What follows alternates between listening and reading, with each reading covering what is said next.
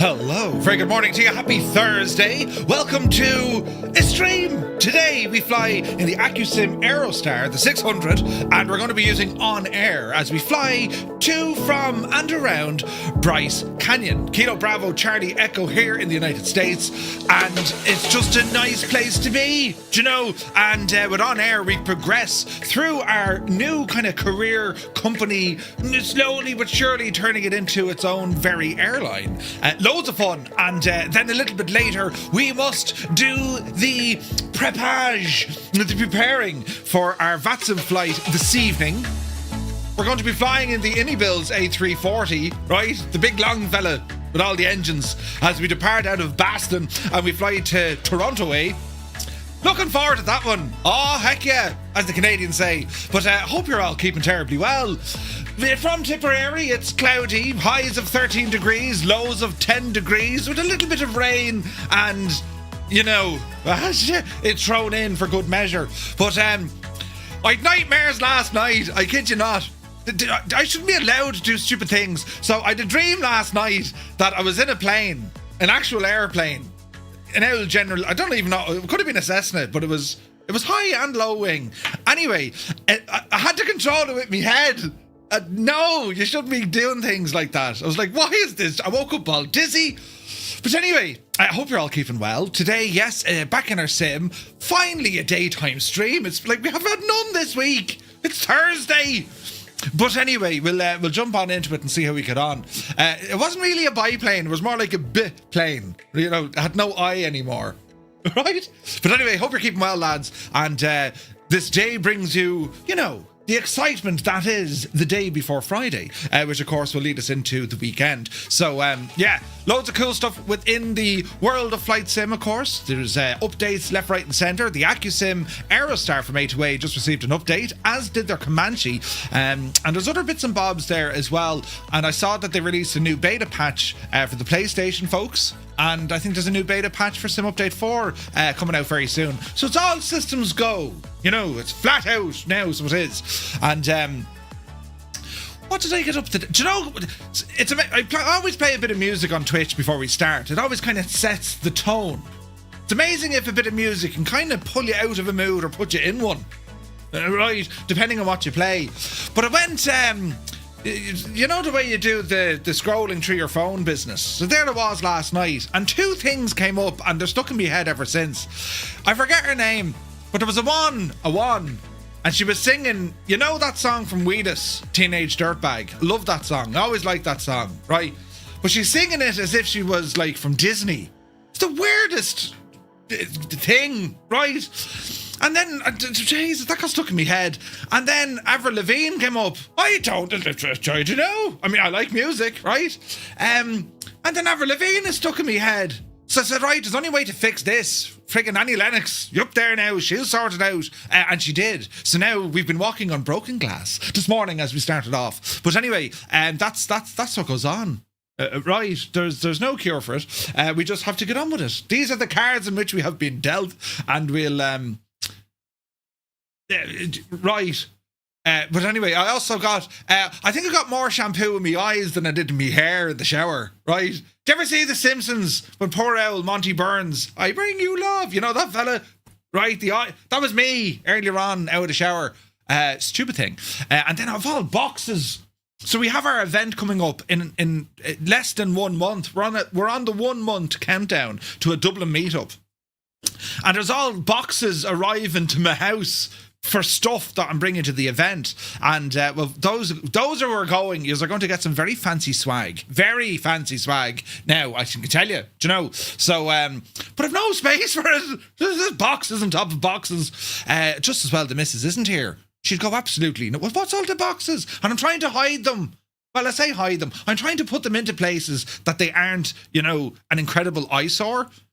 They're stacked like yay high. There's loads of stuff. But anyway, starting Gibbo's gaff. Yeah, no, I can't. He's up in Dublin, sure. You know.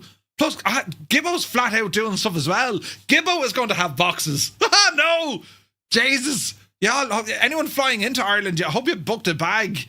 Right? You're going to need it for the stuff, or just wear multiple clothing. But anyway, any crack, lads? How are you all keeping? Are you working? Are you finished work? Are you on the on the DOS, right? How are we all keeping this morning?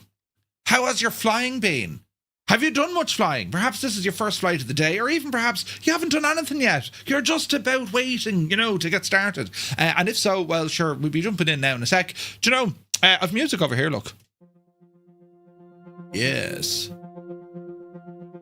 It's a good idea not to publicly broadcast that information so she can't find out from, something like a Twitch stream.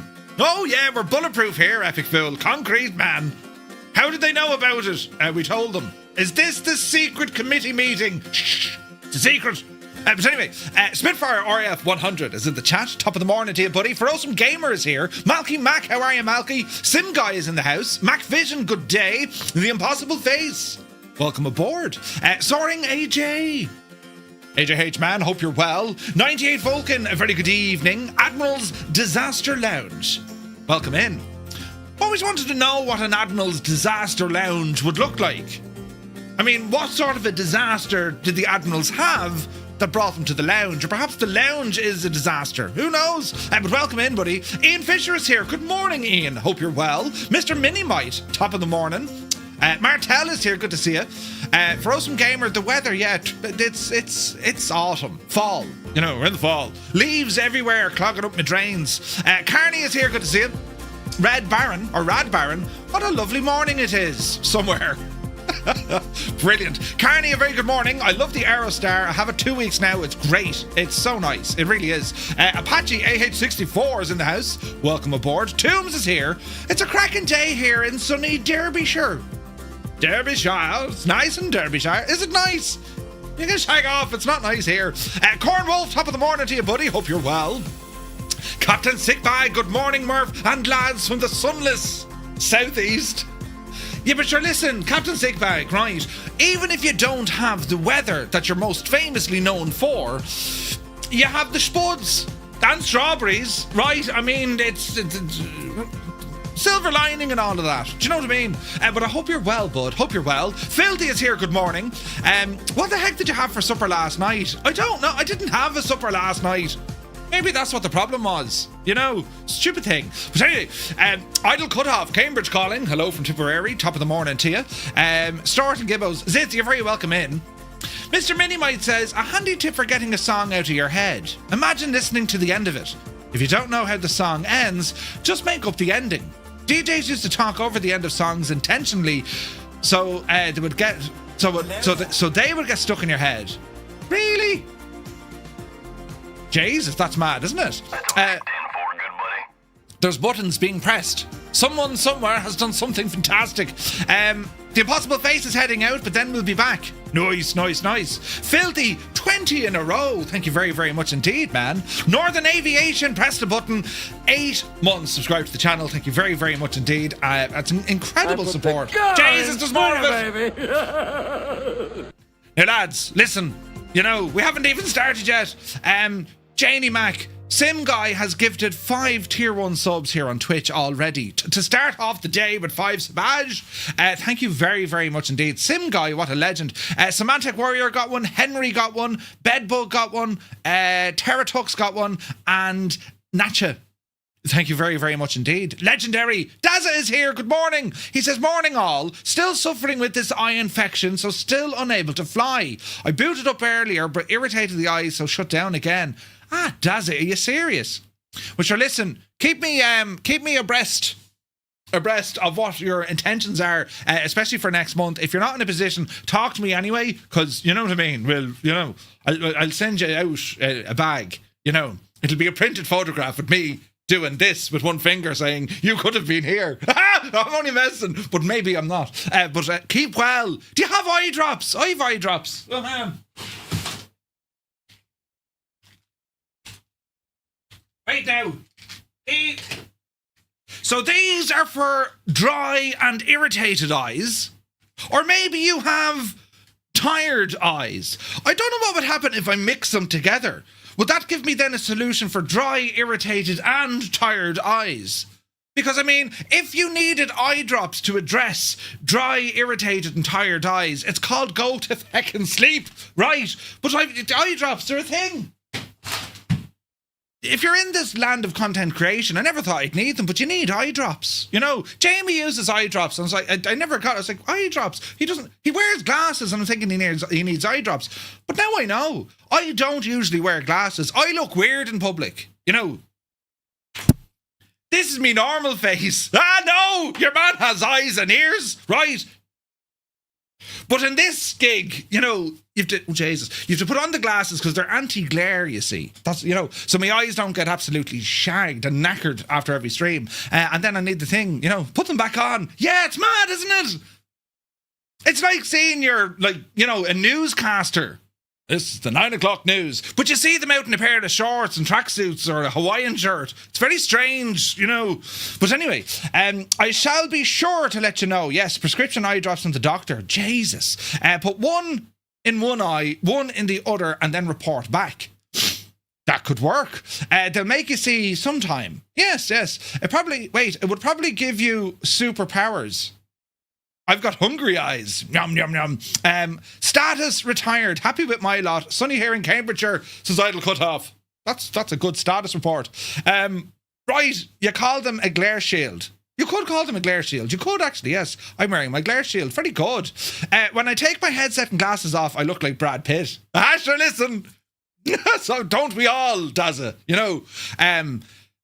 Do you remember I couldn't find the Draco yesterday? It's because the frickin' thing was included and not visible in the marketplace, but it was in your library, says Carney. You see. If you're blind, do you have a need for eye drops? Says Eamon. Yeah. I mean, you still feel your eyes, right? I imagine. It'd be like saying if you're bald, do you still need a comb? Well, maybe you do. I don't know. I'm not bald. And anyone who says so are lying through their teeth. Or is it armpit? I get confused. I look like your man, Pitt. Yeah, who's that? Armpit. Yeah, I wish I had a friend in real life with your vocabulary. What? Really? It gets you into all sorts of trouble. You know, comb for me beard. Comb for your beard. There you go. I've been trying to grow a beard going on about 5 years now. But you know what happens? It grows a little bit. And then I shave it because I'm like, look, I look terribly mountainy. You know, the mountainy man hovers in off the hill. You can't even see his feet. He just kind of, right. And, it's picking up nicely. It is, Carney, it is. Right, over here now, we say hello to some other people who've rambled in. Very good morning, by the way. Hope you're well. Commander Balosh, hope you're well. Stevie B is here. Stevie B's good morning from sunny Tenerife in the Canary Islands. Beautiful. East Coast Inc. Good to see you, buddy. Anna Crussus is here. Dave Cleary. Legend Dave. Welcome in, Dave. Beardy Sim Pilot, good morning. Tigpot is here. Going back to work. My break is over. Yes, we are all at work, Tigpot. Yes, we're all working. Let me see. LJ Fagan, good to see you, buddy. I've got my 11th PPL lesson today. Oh, nice. Lucky number 11. Are you close to a solo? FMJ is in the house. Good to see you. Murph, do you use an air filter with all the kit around? I'm considering getting one. An air filter? Like a dehumidifier kind of gadget, no? Recce Pilot, good to see you, buddy. From Mexico, top of the morning. And, I do not like... maybe it could work, you know. You're practically in ZZ Top, right? It is. Yeah, absolutely is. El Bambino, bonjour, monsieur. How are you? The PCs actually work as an air filter. Technically they do, but they do exhaust hotter air.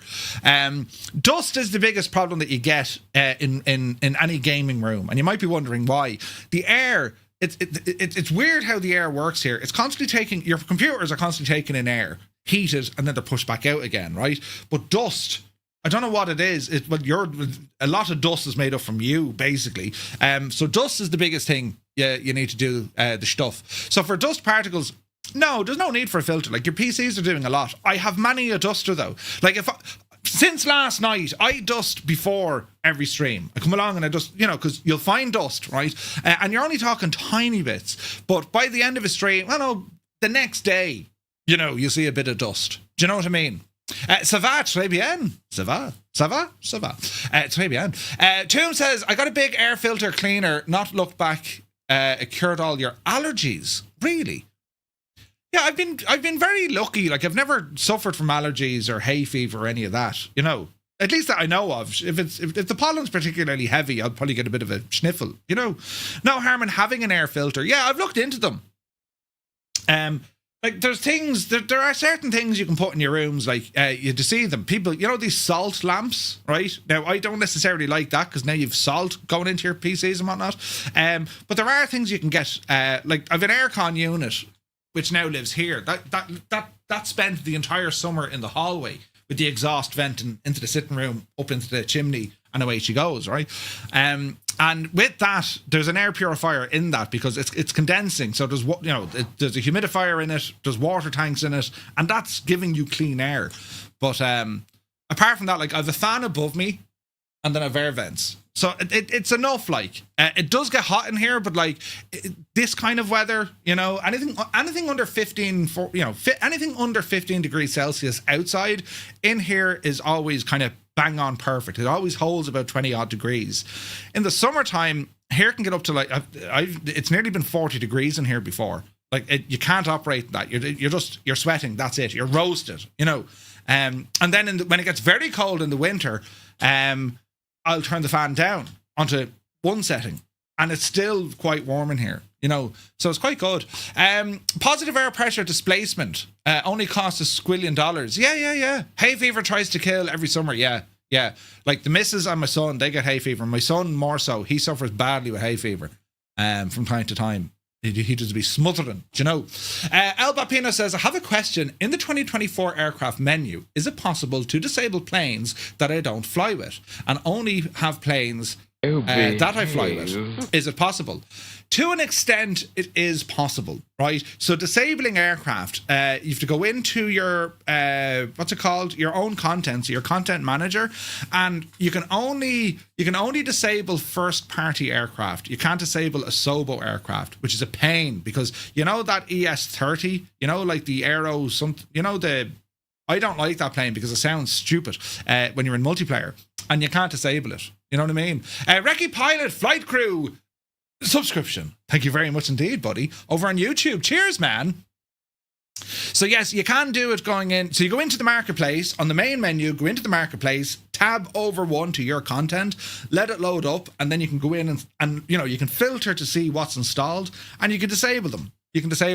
Now I have to try another gadget. I wonder if I were to download the Aerobac or Aerospace ES30 and then just like turn it off. Maybe that'll work. I haven't thought of that yet. That could fix it. So we'll have to see. Knox is here. Good morning, Knox. How are you? PH Roy. Very good day to yourself. Hope you're well, Roy. Yeah. Hay fever is disaster, yeah. 60% of the heat in the room doesn't come from the equipment, Murph. Good man. But yeah, like it's some of the aircraft I tend to disable. Some only planes that I add, but not the Asoba ones. Yeah, pretty much. Or even the first party planes. For example, these are the planes that Microsoft bought from third party developers. They made them first party developers. So think of aircraft like the C-17, for example, from Miltech, or the A400 from Unibills. Those you can disable if you don't use them. Will you be able to the honeycomb yoke on a PS5? Can you use the honeycomb yoke on PS5? Asks Knox. At the moment, no. And I'm waiting on news from all the hardware guys. I've reached out to them to say, lads, what are your plans? Are you coming up with a plan? Do you need a plan? Right, as we stand now, Thrustmasters, I think it's the T16000, I think, or certainly the Airbus stuff, that's working on PlayStation, but I don't know. I just don't know. Where is this now? Murph, off topic. Any idea how I complete the age verification for an Xbox account? Age verification on Xbox. You'll be doing it through your Windows gadget. Idle cutoff, I'm not quite sure. Age verification, like some of them, the world is getting kind of weird. There's some apps and stuff that are trying to verify your age, and they want people to upload, identification or take a selfie and all this. No, I'm not happy about that, So if there's a way around it, whatever, verify your age. Take one look at me, age, right? But yeah, I'm not quite sure. I'll need to look into it. where is this now? There's a file called content XML in your 24 local cache folder. You can open it in a notepad, quickly go through all of your library to enable and disable. It's much faster. Oh, really? Content or content.xml. Jesus, yeah, that's hang on. We'll have a look at that. Where does that live? We'll check it out now. Remind me in 11 seconds. We'll have a look, right? Yeah, there's a link that asks for it and a passport and it scans your face. Yeah, I don't know, like, because European law and all this brought this in. I understand why they're doing it. It's to protect minors. Like, that's what they're trying to verify your age, right? But yeah, I'm not quite sure. It's Irish though. Like, I mean, people who've had accounts for 20 years have to re-verify. It's like, what? Think about it now, lads. If I've had the account for 20 years, think about it now. Why would the account is 20 years old. What?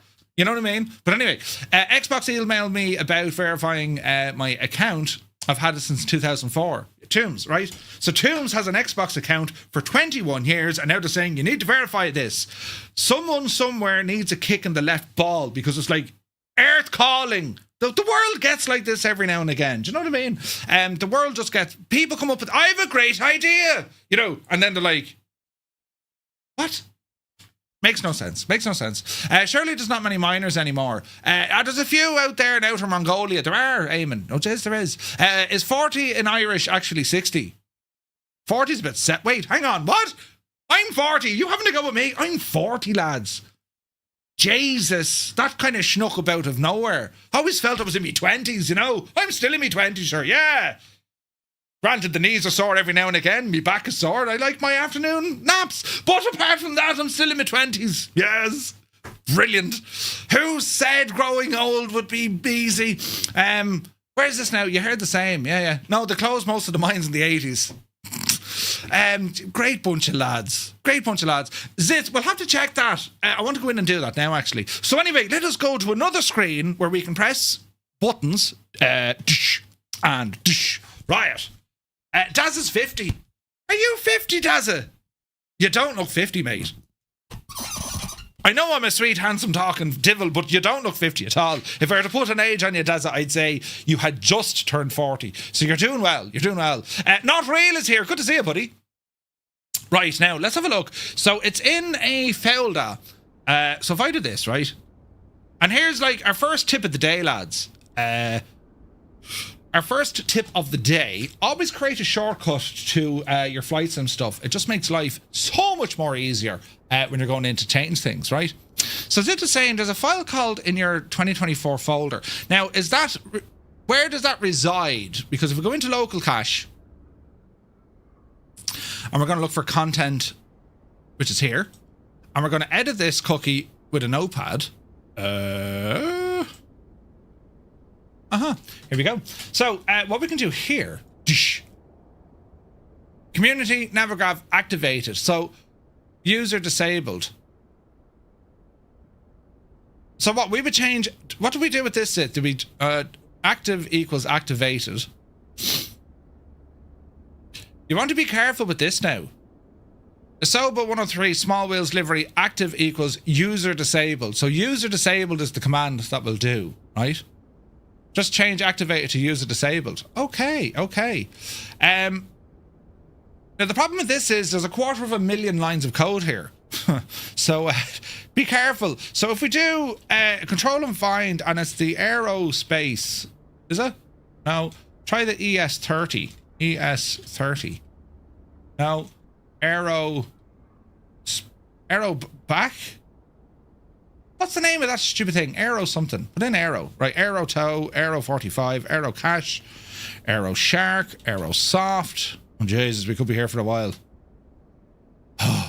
Right, well, anyway, that's how we do it. So, good man's it. Great advice there to help us out in what you could be doing to enable or disable stuff. As I said, the other way around it is go into your content manager. So if you go into... You can't do it from inside the game, which is ridiculous, but you go into like the market, you can't even access the marketplace. You go into the marketplace and the tab over to the right-hand side, that'll get you in there all hunky-dory, you see. But anyway, as I said, we're going to be getting ourselves started today. We're here in the Accu-Sim Aerostar, and I'm a huge fan of this airplane, right? And A2A kind of snuck this out, as in, they weren't really telling folks what they were doing until suddenly they were doing it. And it didn't have the same presence, if you like, in terms of build-up and whatever when it came to the Comanche. But there will be stuff coming out at some stage. But what we're looking at here is, it's the Ted Smith design, right? And then later Piper took this one over. So, I mean... in 1963 is when he was scratching his head on this, and the inspiration of the airframe and everything, all the jazz. Well, the aircraft, funny enough, was designed. Dreamy, sleepy, nighty, snoozy, snooze. Good morning, Muttley. You scared the crap out of us. Good to see you, buddy. Max Stallion is here. Good to see you as well. Kubi, good morning. Hello there. Welcome in, lads. Beck, thank you for the follow. So the aircraft, it was capable, at least from its design, for engines of jet engines. This thing was capable of holding a jet engine, and there was all sorts of experimental stuff that they were thinking of.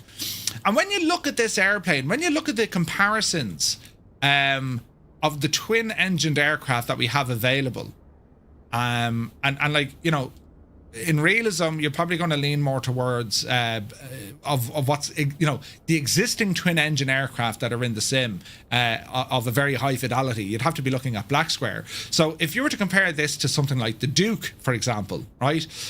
The wings on this airplane are so incredibly small based on the rest of the fuselage. I mean, it doesn't have a big wing.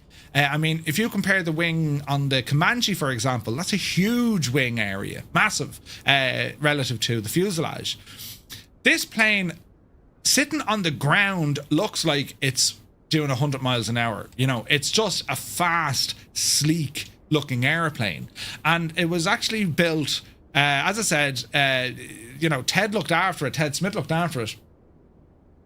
But eventually Piper took over it. And it needed almost no modifications, almost none, because, well, it was almost the perfect airplane. The perfect airplane. The only modifications really that were done to the aircraft were the engines, right? Which is kind of mad, considering if you look at the Cessna 172 range, you have 26 different variants in existence today. I think there's 12, T, P, S, or, right? The PA-28s, or S, so on. There's always little modifications being made. This thing didn't get any. It didn't need it, which made it very interesting. So it was built out Van Nuys neck of the woods in the United States. And it's this mid-wing cantilever monoplane powered by two mounted engines, retractable landing gear, designed to seat 6, distinguished from other twin or light twins in the area. It has very high wing loading and at very fast speed. Careful attention to the aerodynamic details. In mid-wing, in the earlier models, the absence of cowl flaps, Smith was adamant that they were not needed because of the refined cooling system design. The engines of the early 601s were turbo normalized, which retain a higher compressor ratio, typical for non-turbocharged engine. And some disadvantages of the aircraft compared to the competitors was the absence of a nose baggage locker and a cabin that can only be accessed through a single door. So this is where, like, right. Now, in terms of a nose locker, I'm unsure. Is there a nose locker here? I don't believe there is. There isn't. So we got a panel there we can surely open up, but it's not normal baggage. Sure it's not. I say Pablo Escobar on a few of them. Well, funny you should mention this. I mean, in the movie American Made, you saw an Aerostar, right? But apart from the movie, the Aerostar was used extensively by not only Barry Seal, but they were used in law enforcement as well, because it was speed. The thing was like very fast. Very, very fast. And they were built like an absolute horse. Like, I mean, they were rugged, they were well able to take a beating, and they just had great performance. Just great performance. Like, A2A's one. And like, that's what I mean. We'll see content on it. There's stuff on YouTube already. But like, A2A have this aircraft, and they did a couple of flights with it, and that's where Accu-Sim got all its information from. But even the real world one, it ended up having to do a wheel up landing. She had to do a no-gear landing because, well, had an issue. And, you know, it's kind of a testament to the strength of the plane to be able to walk away from a gear-up landing. Now, it was intentional, whatever else, but, like, they walked away from it, you know. So, and even at that, like, as flight simmers, and this is the thing, right? As flight simmers, Scott has data now from the aircraft in relation to that gear-up landing. That's data that you wouldn't usually get, especially in simulation, right? It's usually a pilot experience. Yeah, this is what happens during a gear-up landing. So all the information is there, you know? Quinton, good to see you. Where can I find your group flight dates on? On YouTube, Quinton. If you go onto YouTube, go into the posts, community posts. I post there every week what we're flying, when we're flying. And that's if we're flying anything at all. Do you know? That's what I thought. No, so making a backup is key, like everything else. I can really recommend their A2A YouTube on this one in real life videos. Yeah. And there's more coming. That would be the avionics bay. It is, correct and right, up at the front. Yeah. It comes with a very handy great tip. Does it rebuild the file after the altercation? Mutti says, does anyone have an issue with the EFB? I can't access the maintenance tab for the aircraft. Maintenance tab for this aircraft. So your EFB, make sure you go into more apps, go into the A2A Aerostar 600, and it should all be there. Failing that, make sure it's updated. Version 1.01 is current right now. All right. Now, it's also available now over in 2020, which is great news altogether.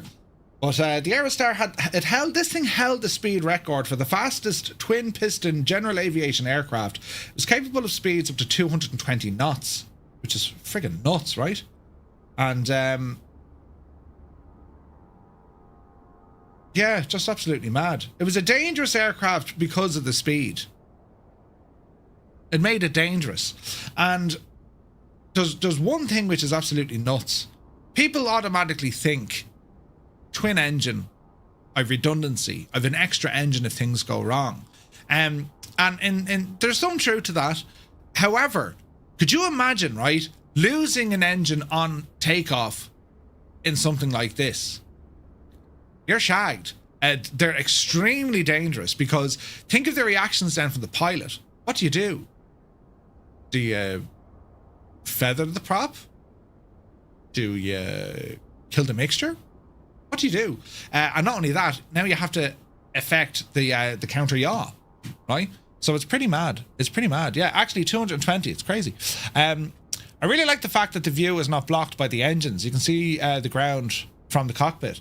Not only that, but you're looking back on the engines. You have a very unique seating point in this aircraft, which is absolutely deadly, you know.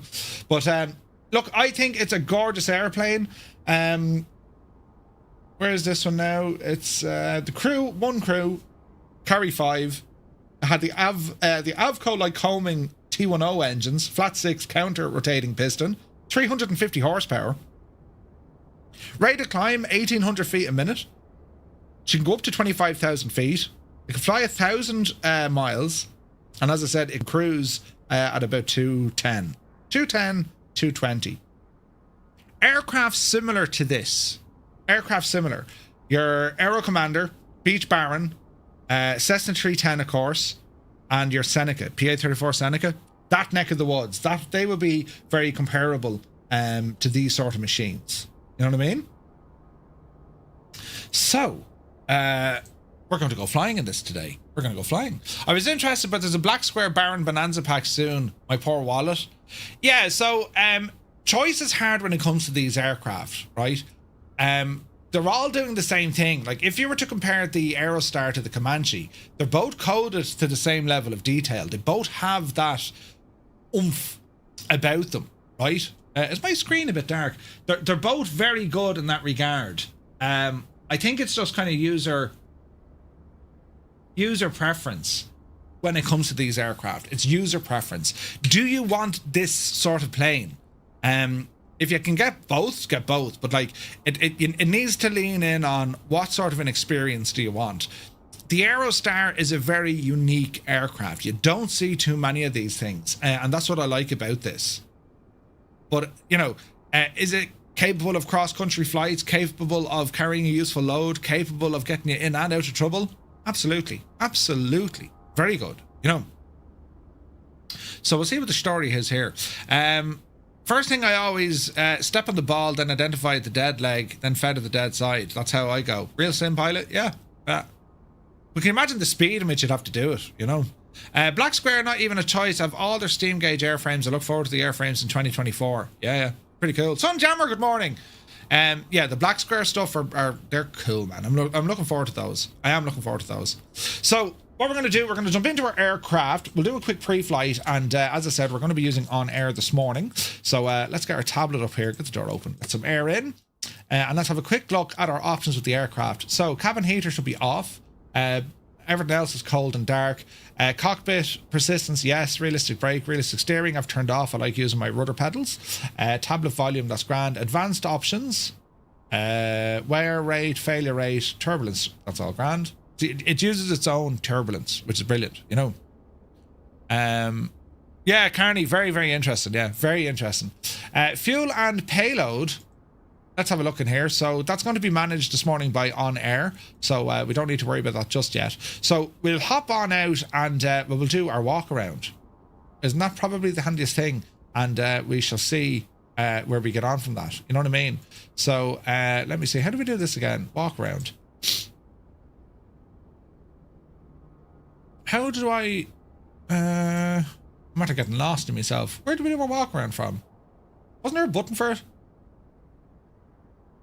Update the engine monitor. We will be doing that. Wash the plane, clean the bugs. You gotta love that. Or overhaul engine analyzer, the electrical system. Was there a way to follow along with the walk around? There was a button. Interesting. It's hidden in here somewhere. Checklists. No. Aircraft. Just go outside. No, I know that, but wasn't there like something we can follow with the walk around? I could be absolutely raving. I don't know. Anyway, we'll hop out and go around and see what happens, right? So, like, we can bring up the EFB and follow the walk around. I'm almost certain we can do that. Environment checklists before engine start. So that's your pre-flight. Controls, engine heaters. They work. We don't need the engine heaters, but they work. Cold and dark. Yes. Am I raging? Can the engine blow in the same? Yeah. I don't know. You can totally break the thing. Totally break the thing. The airframe. Watch the plane. Inspect. This is part of it, but how do we do our actual walk around? Maybe I'm having a Murphy moment, but I'm almost certain we were able to walk around and do our checks as we're doing them. But anyway, it's not important. We'll do it manually. We'll do it live. You can do it with the Comanche. No, I thought you could do it with this as well. But anyway, not to worry. So we'll start inspecting things. So we have our chocks on the ground. Remove those. And there is dirt on the plane, but we'll keep the dirt on it. You know, because I like seeing the accumulation. You know what I mean? Now there's click spots all over the shop. Does anyone else think the walk around is inspect? No, inspect is that'll do it for you. That'll do it for you. You know what I mean? Does anyone else think that the walk around mode is just incredibly clunky? As in, it's you can't zoom in, right? You're like, it's throwing you all the way around the aircraft. Real pain in the face. It's just, I'm not a fan of it. I like the idea of it. I'm just not a fan of it. But anyway, that's my thinking. Right. Fuel. I'm not worried about the fuel because, as I said, OnAir is going to tell us what the fuel is, right?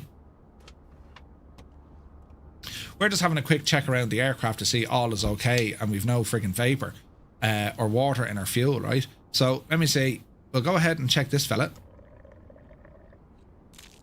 Hard to see. No standing water. Yeah, we're okay. And let's see what happens. One of the worst that they added to disable. One of the worst things they added that you can't disable. Yeah, well, like, whatever about disable. If it was better, people wouldn't want to disable it because it would just work well. You know what I mean? There was a question there as well. How do we put that tube on? And how do we take it off again? There was a knack to it. There's a proper knack to it. The pitot cover. So usually a step ladder, or, you know, someone will get up there. But taking it off, there could be a string in it, and then putting it back on, it'd be on like a little telescopic kind of like a rod to stick it on, do you know?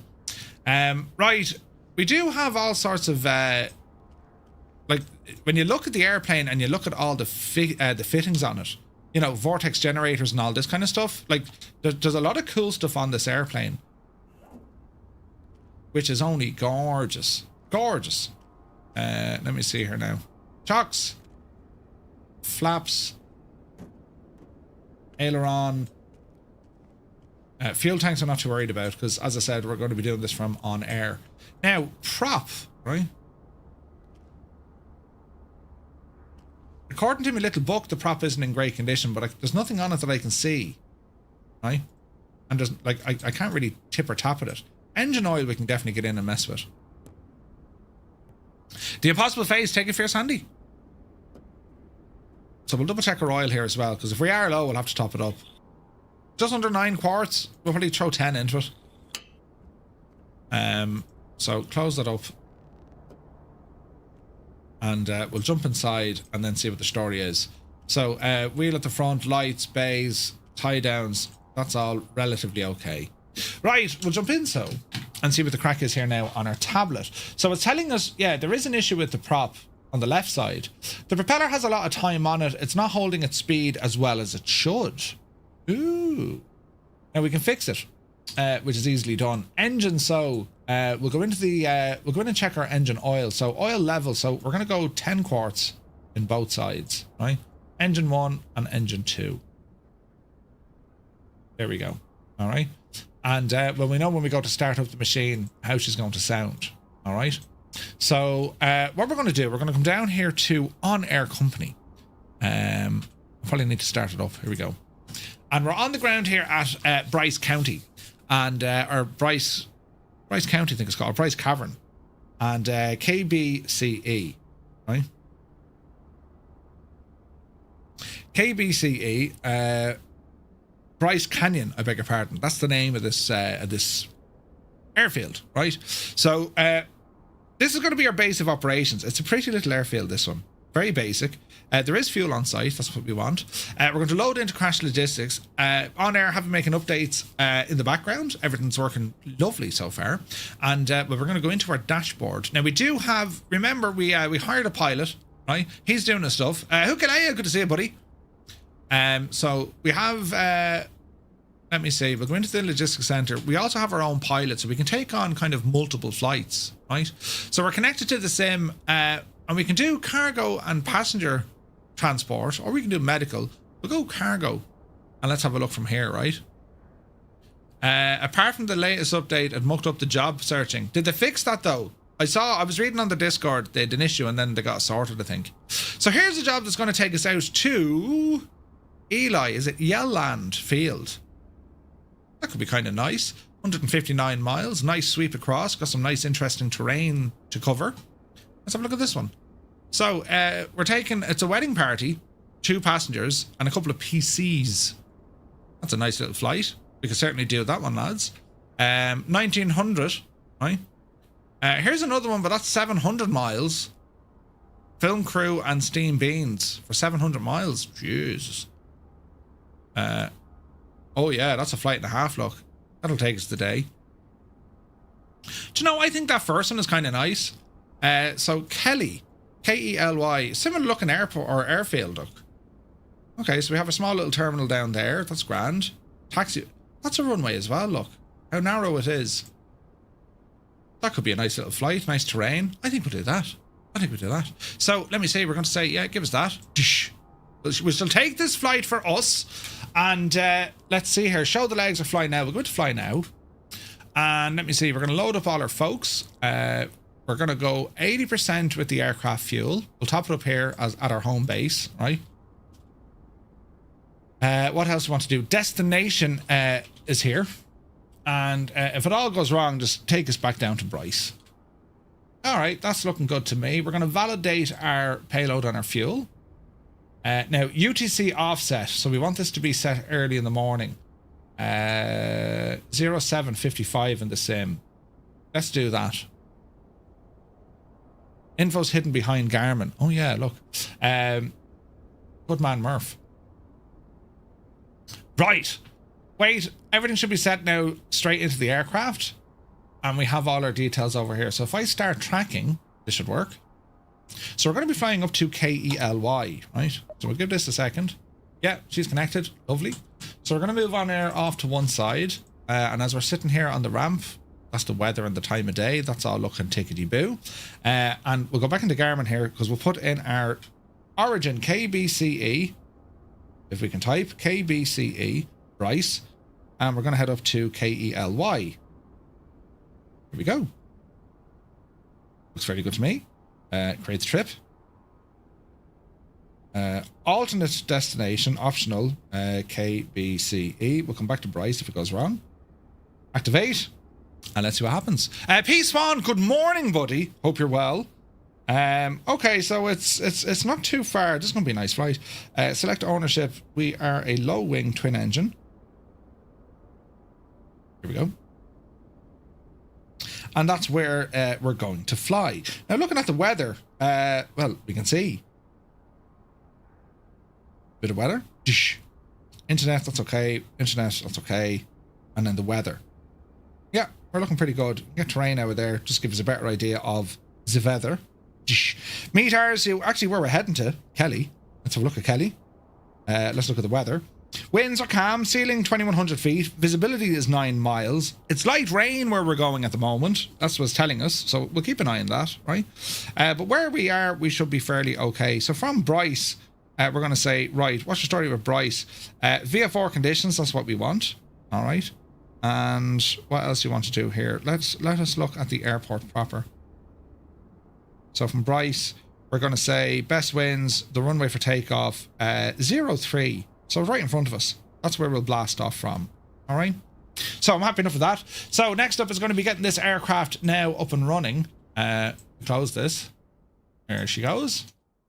And we're live on the Southeast Asian server. And we also have JoinFS up and running as well. If anyone would like to fly along, lads, because it's always a bit of crack this. Do you know what I mean? We always have fun.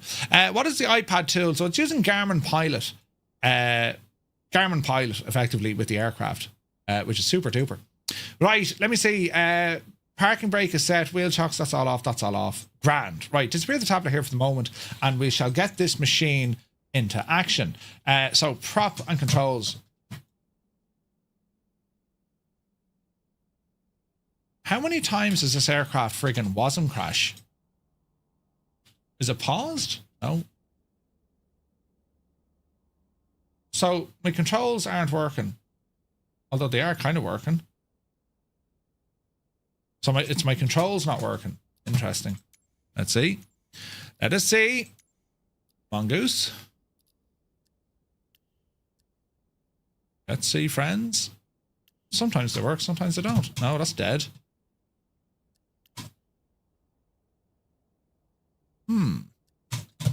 Why isn't any of my controls now working?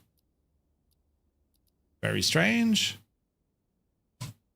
So it knows what the gear is. Why does it happen that, you know, one day everything's fine and the next day it's not? So the equipment is half working and not half working. That would just rot in your socks, wouldn't it? Restart. OnAir won't like this. They need to sort that. I don't know what it is. Is it WASM? Anyone else have these issues? Loaded payload is lower than due payload, 89 instead of 337.5 kilograms. Don't worry, we'll fix all that. Now my controls are working. That's absolutely, like, stupid. But anyway, OnAir. Can you reload the aircraft, please?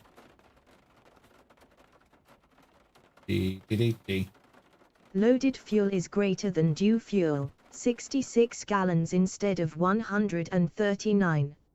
Okay, can you fix that for me, please? And let's see what happens. Check cables. No, it's the aircraft. Loaded fuel is greater than due fuel, 66 gallons instead of 139. Jesus. 66 instead of 139 gallons. Total gallons. Fuel. I thought this would have done it for me. Let me see. 25, 25, Fuselage, horse it up. 40. How many gallons? 130 gallons. I don't think we can. We can't get 130 gallons of fuel. 138 is the max we can do. Auto set.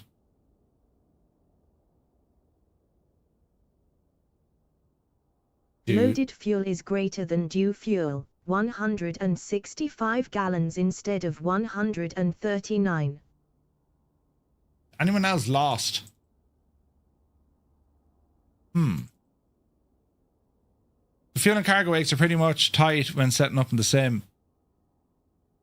I've never had this issue before, but it's just that the airplane decided to have a fare. You know what I mean? Fuel due.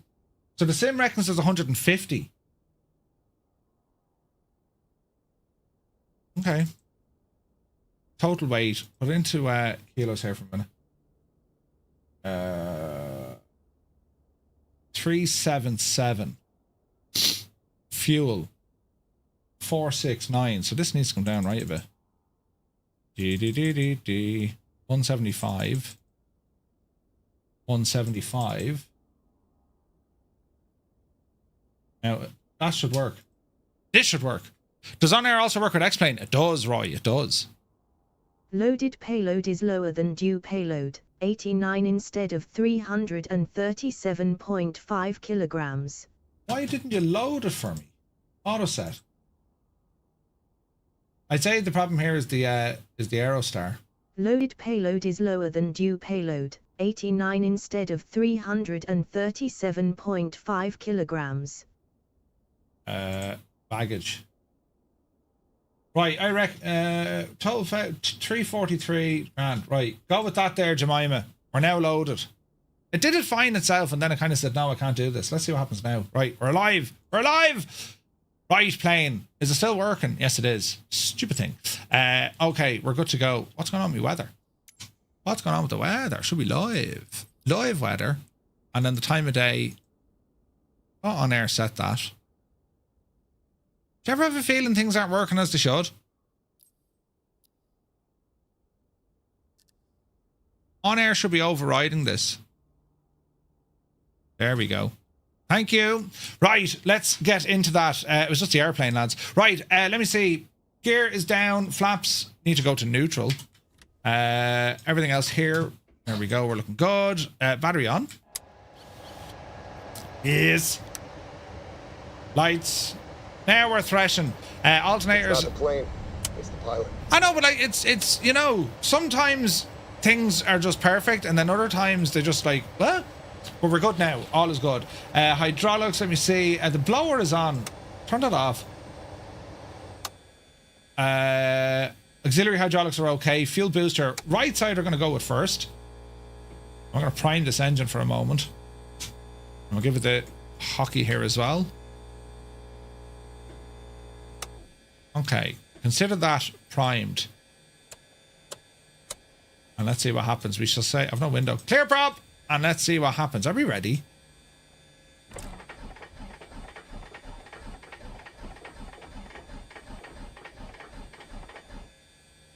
Now, every time, she is primed.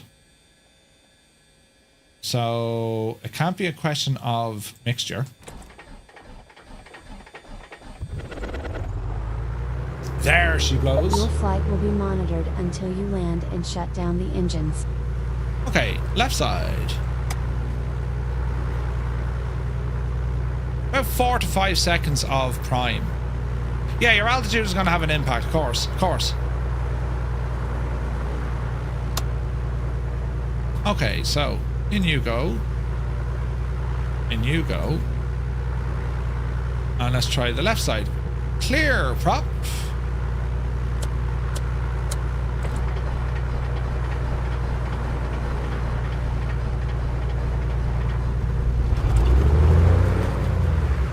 Easy now.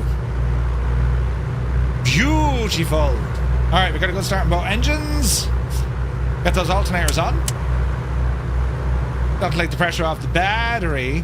And now we just continue on. So, fuel boosters are okay. Avionics master switch coming on. What else do you want here now? Our panel lights are on. We're not worried about prop de-icing or any of that jazz. Quick check on our load.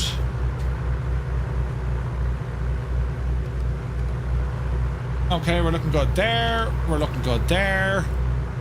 Autopilot master switch, auto trim. That's all good. EGT is good. Left alternator, we're going to check that it's reading. Yes. If we turn off the right alternator, we should see an increase, which we do. Lovely. Right alternator is working. If we turn off the left, we should see a jump. We do. Electrical panel working okay. Circuit breakers are all okay. Close the air. What's pretty cool as well, this thing, it'll fog up. It mists up on the inside, which is deadly. Absolutely deadly. But right, we're looking good here. So reset barrow, reset direction, and we'll put in a quick flight plan. So from Bryce, we're going to head over to Kelly. Enter. Lovely. Horse it in. GPS mode. We'll put terrain on this side. Squawk.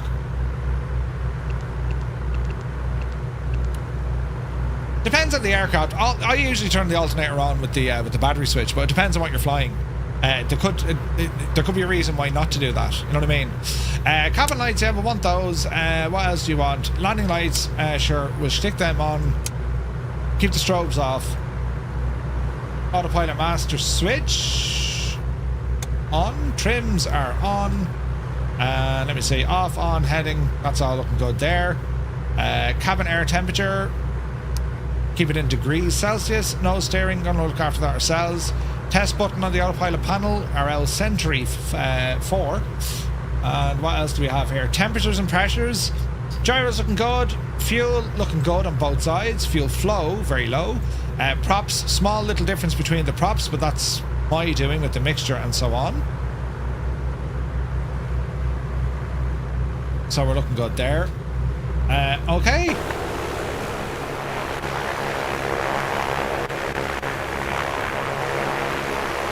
What a machine. What a machine. So, we're going to come off the brakes. And let's see what happens. Hukalea, you mad divil you. And Panzered as well. They pair ye in Eurofighters. This is going to be an interesting trip. We'll sit tight. After, I guess after, so there's something generating. Yeah, like it's only a switch. Like if there's nothing going to the alternator, it doesn't matter if the switch is on or off. That makes sense? Do you know? Right, well, let the lads boogie out of here. We'll just come up to here and do a quick run-up test.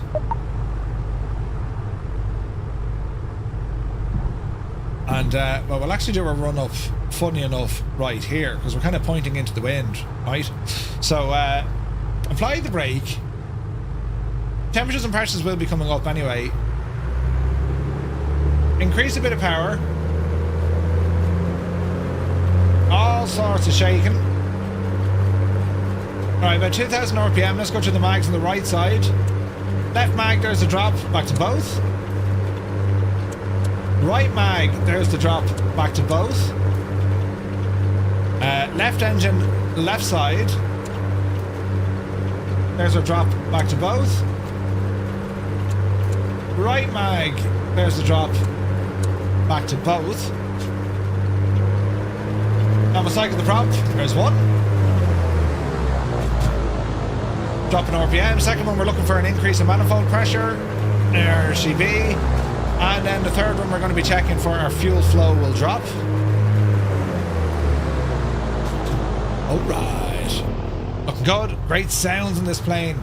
What else do we have here? Fans, blower, lighting, crossfeeds. Not worried about crossfeeds just yet. Right. Flaps. Dropping down to about 10 degrees. Hello. And let's see what happens. The plane sounds amazing. It really does. Really, really does. Right, so the lads in the jets, we'll let you depart first, and then we'll follow you. We'll hold short here. Off they go. And we'll just sit tight as we idle. The sounds are incredible, aren't they? You're in a V-tail Bonanza Panzer, really? It looks as if you were both in jets. That's absolutely hilarious. Model matching for the win. Get in there. Jesus. Anyway.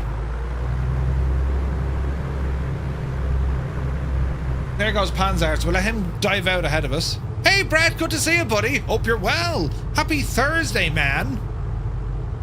Hello there. And welcome in. Good to see you, lads. Brett, how are you keeping? You're looking terribly well. You know, terribly, terribly well. And thank you for the follow. Right. We're looking good left and right.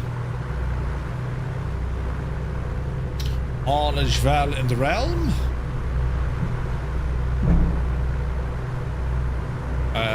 Strobes are on. All our lights are on.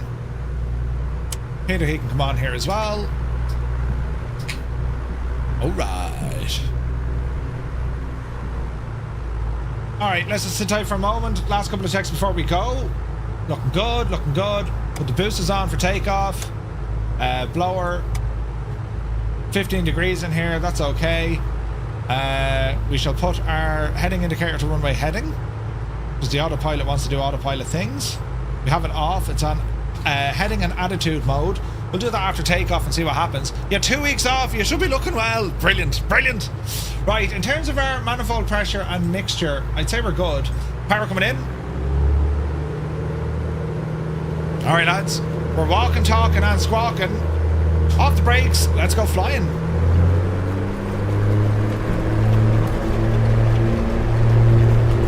Alright, take up power sets. There's our airspeed.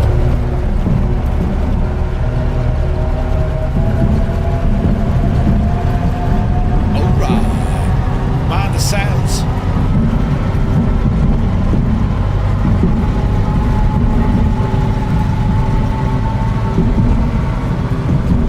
We're carrying a little bit of weight, we're alright. Yep, see Daisy. Positive rate of climb, just about. Airborne time logged. Gear up.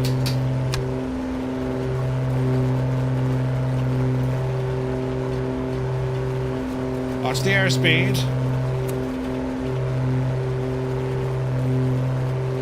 Flaps, bring them home. Watch the prop.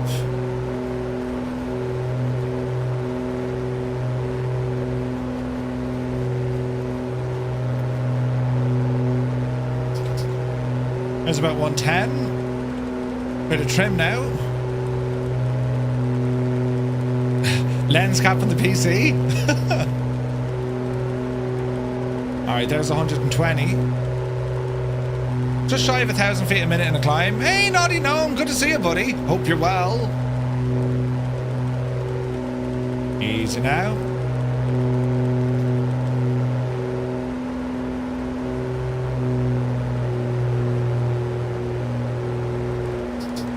Alrighty.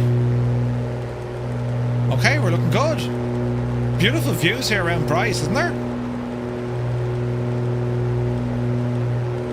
Now, in terms of our engine output, we're going to keep an eye on this. Bring up our visualizer here so we can see what the crack is. Let me see. Maintenance visualizer.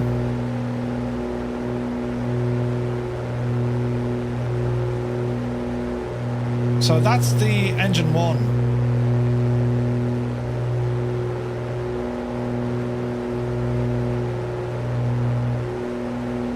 So I would say something like that is what she wants.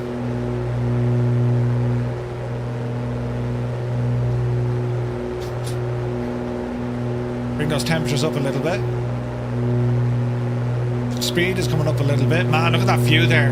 Look at the prop there. Isn't it absolutely gorgeous, isn't it? He just took off. The stream started over an hour ago, though. Yeah, it's business as usual, so...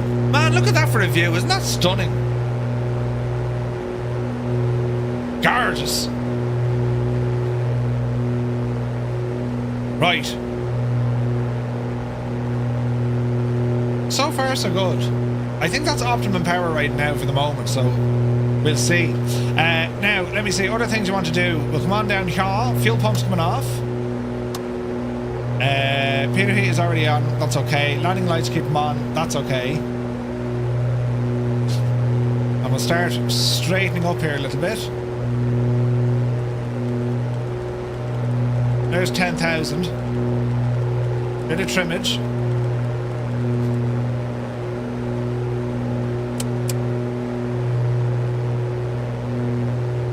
Easy now. Bit of terrain to watch, so we need to be careful. Maxim, good to see you, buddy. Does this plane have a more capable autopilot than the Comanche? Not really. They're very similar. Very similar.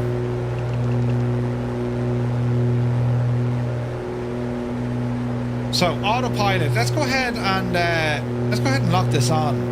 It's going to hold my attitude. It's going to give me the heading. 1, 2. Skip a few pitches up there, please. There we go.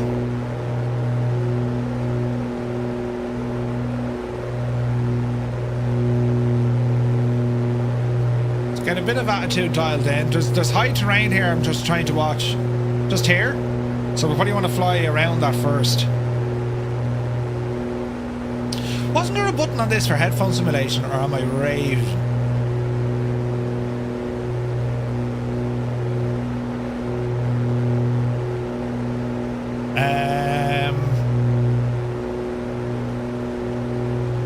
Landing lights are off, fuel pumps are grand, that's okay. Cabin vent, that's okay. Headphones. There we go. Maxim, thank you very, very much indeed. Cheers, buddy. Jesus. 3 months. Love the content, Merv. Always fun and educational. Thank you very much. You're very kind. Mr. Corn Polo, greetings from Germany. Guten Tag. You're very welcome in. Right, we're doing well. A bit of weather here is going to make things interesting. And as I say, we're VF4, so we can see the crack here with some of the terrain around us. So we're grand. Panzer, thank you very much indeed. Tier 1 for 4 months. The man is a legend. Thank you very, very much. Cheers, lads. Appreciate it. I love flying the Aerostar. Like, you absolutely have to stay on your toes with it. Like, we've so many incredible options now when it comes to general aviation. Like, really, it's fantastic. It is a noisy beast. Heck yeah. Oh, heck yeah. It's amazing, isn't it? Right, so we're going to be hanging out right here now in a few moments as our stuff starts to fold in. That's fairly high up in the controls. Let me see here now.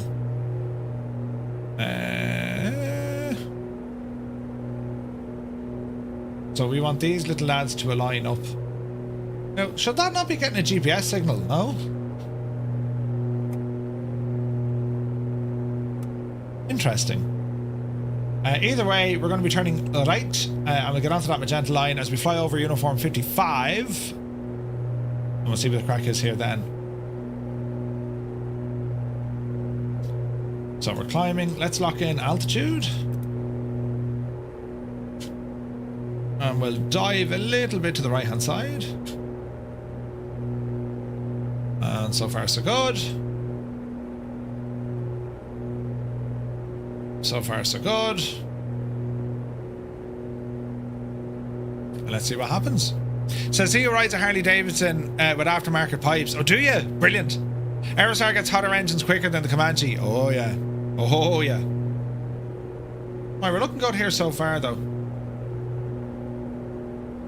Small bit of course correction coming in. Man, look at the views here. The one who is upside down, Mrs. GBHI. Good to see you, Mrs. Hope you're well. Oh yeah, a bit of weather here as well. Look at the views, look. Jesus. Right, now, am I right in saying this will move in? So if I just adjust our heading a little bit, this should all start lining up. Would it not? I think it should. This guy should come in because like we're gone on to like GPS mode, so we should be able to see some stuff. Fuel flow is good. We'll keep an eye on that EGT because I want to make sure we're maintaining maximum power here, right?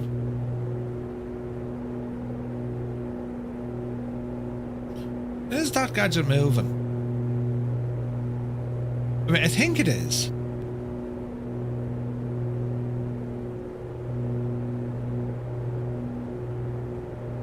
You should be able to move that in and out to adjust this guy. That's interesting. There we go.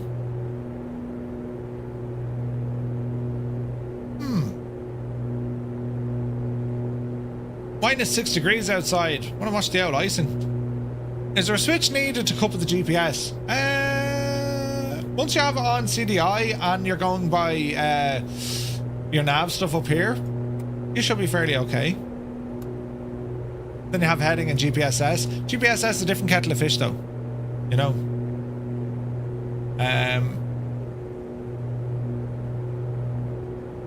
So like, you could go GPSS, but that's not going to change this fella.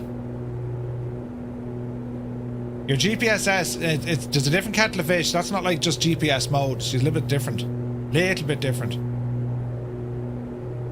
I leave it in heading. I'll fly this in heading mode. I just would have thought our alignment would have come in though. On our HSI, but it's not a big to do. We could tune in a frequency. That'll probably make life a little bit easier. Let me see. There are VORs all over the shop. Is there anything close to us? There's a VOR at Kelly. Let's see here now. Kelly.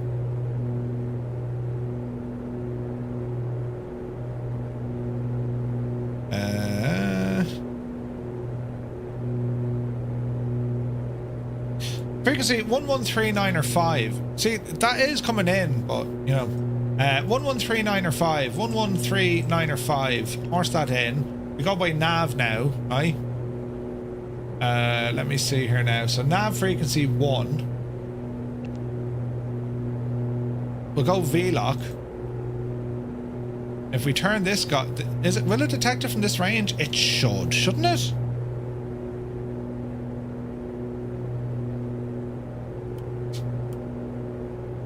Now, we'll see. This should detect this VOR. Now, there's a bit of a distance between us. In fact, we're over 100 miles away, so that's probably why. Yeah, we're very far out. But it's grand. We'll keep it on heading mode and it should be grand, right? Freddie says, you're attacking the needle to shadow. Turn the heading to 270 and the line will come with the HSI. Ross Code, good to see you. Big gyro drift on the Aerostar, so slave frequently.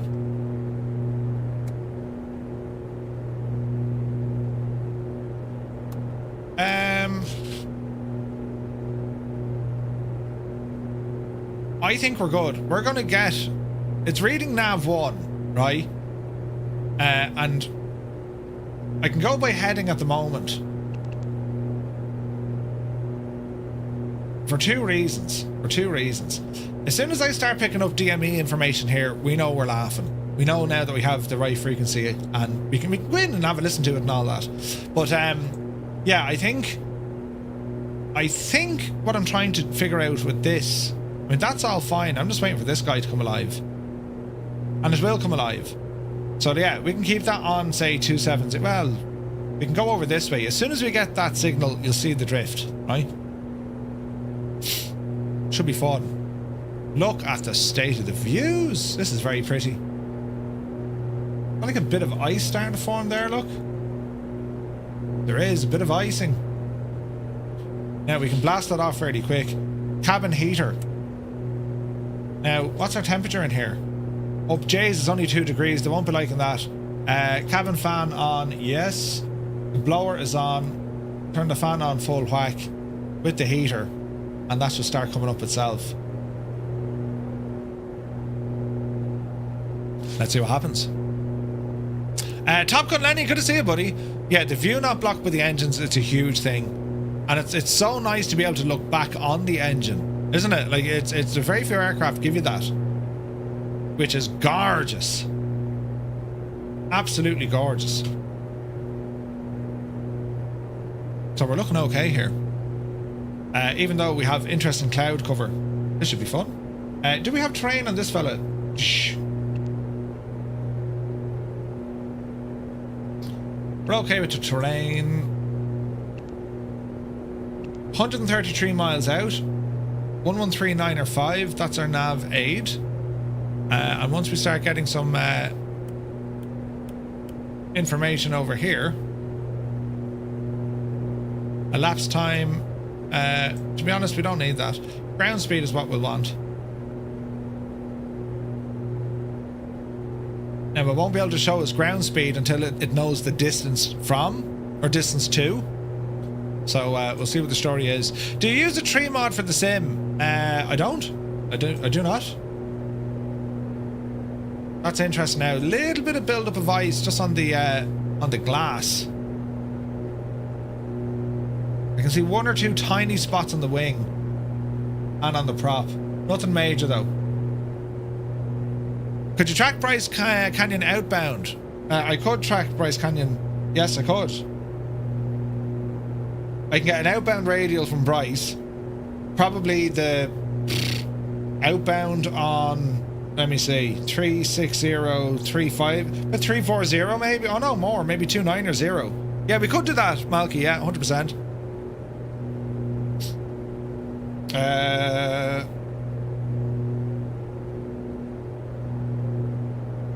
What's my frequency? 1128.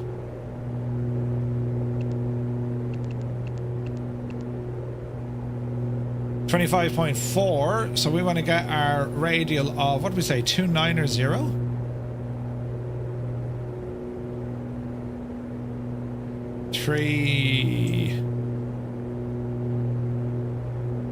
Three 6 5 4 3 3 4. D. Easy.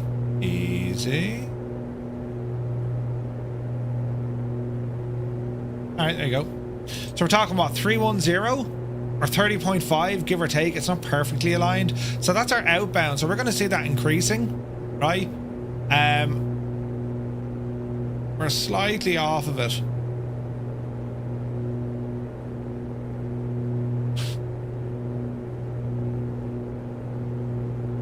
So small little right turn. Now that'll take us off our current tracking, but that's okay because we will pick up the other VOR in a while, right?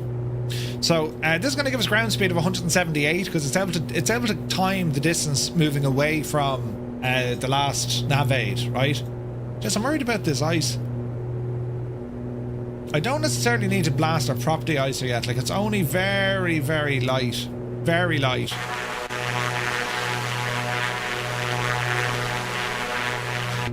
We'll be alright for a bit. Okay, we're looking good. We're looking fair good now, lads. 'Tis absolutely fair good now. And it's all coming together, you know. Small bit of icing, but we're alright. I love this. Look at the shaking, rattling and rolling. Like, isn't that deadly, isn't it? What are we at? -10? Cabin temperature. It's not coming up at all. How do we fix this maniac now? Right, so air temperature. Hot air. Hot. And defrost me windows, please. Alright, let's see what this does. Let's see will that defroster come to life, because we can see the ice forming, look. Am I right in recognising the engine sounds in the Aerostar from the Comanche? Seems like they didn't change them. No? Not that I'm aware of, Chris. These are a different engine? Different sound?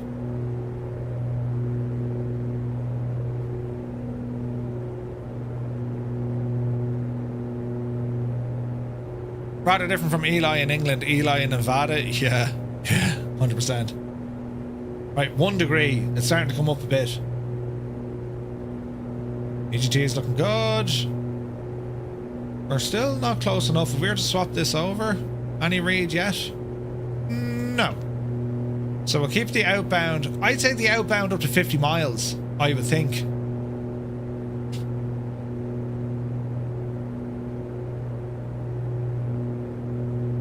So it's the 300.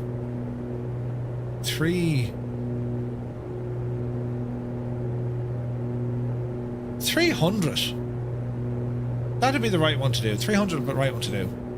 Now I've my defroster on and yet nothing. What's going on, plane? The blower is on, the fan is on, air and temperature, the whole shebang. Pull all of these on. Temperature, I imagine, by default, I don't need to be closed that. Oh no, she was rising 4 degrees. Say nothing. Say nothing. It's doing its thing. Yeah, 160 miles, we can split halfway, 100%.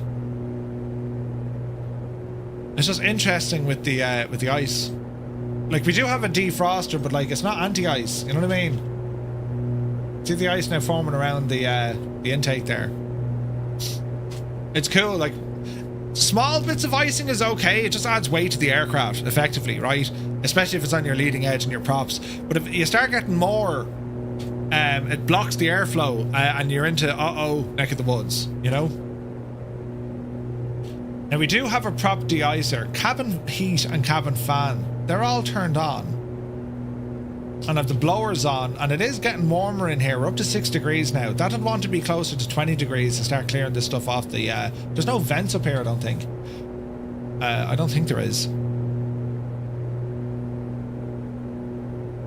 They're already open. Like, I'm not worried about opening or closing additional vents. You know what I mean?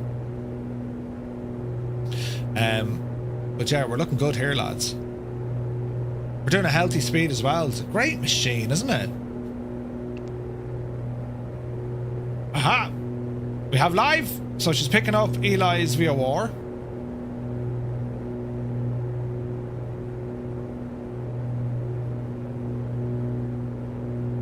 So we'll turn our heading to intercept. 113 miles out. That's going to give us an ETA of about 16 minutes. Lovely. That's quite impressive. 113 miles. Now, to be fair, it's our altitude. There's nothing like mountains would block this signal, and the sim can simulate that. It'll actually block, you know, VHF frequencies, which is class. It'll do the same with your ATC as well. That window's wrecking me, buzz. 10 degrees. Come on, you divot, will you? Up the divot in yard. But we're looking very nice. We'll do one of these, look. Hopefully this works. Does it work? Yes, it works. We have buttons and press things and do stuff. And as we fly along, we'll just take in some of the sights, lads, because it's very, very nice. Beautiful. Oh man, look at that view.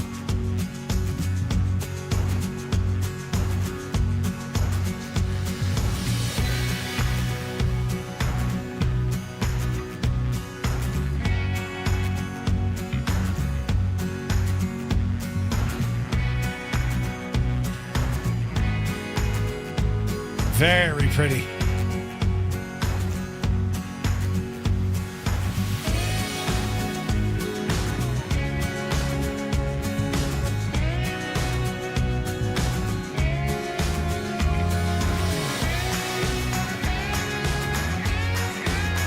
What a great day for flying.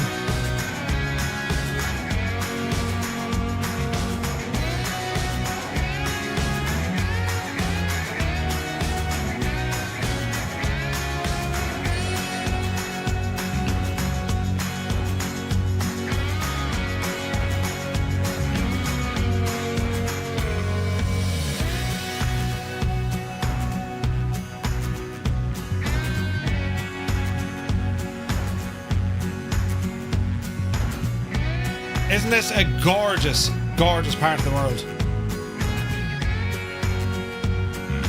Schultz, good to see you, buddy. He's resting at the moment, but we'll give him a mission here now before we get finished up. We'll schedule some flights for him.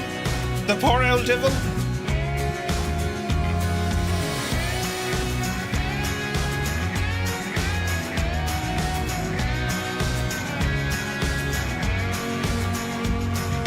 Man, that's pretty. Isn't that a gorgeous view?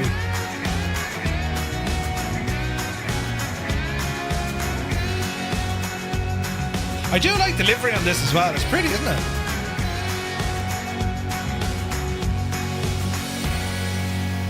Oh, sure, look it. Isn't it only absolutely gorgeous? Now, I'm going to play this song again because I like it. Yes.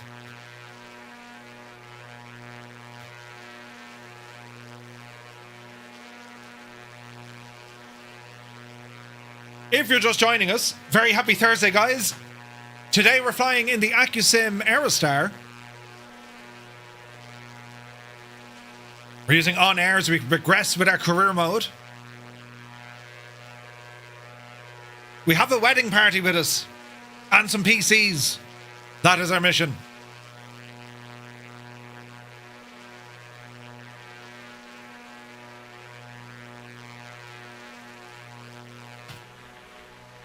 Look at the dirt and the icing on the nose. Jesus. Oh my God, we're totally iced up.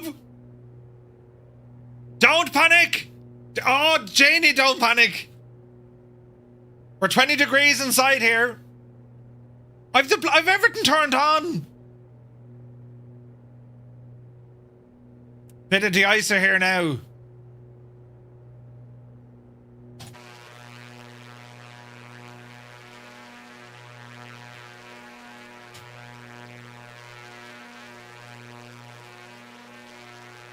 Man, what a machine. What a machine.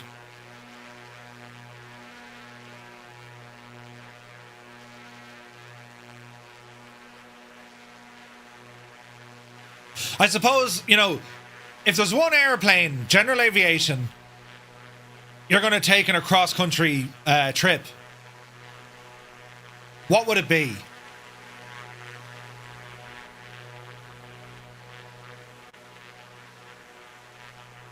Man, look at that.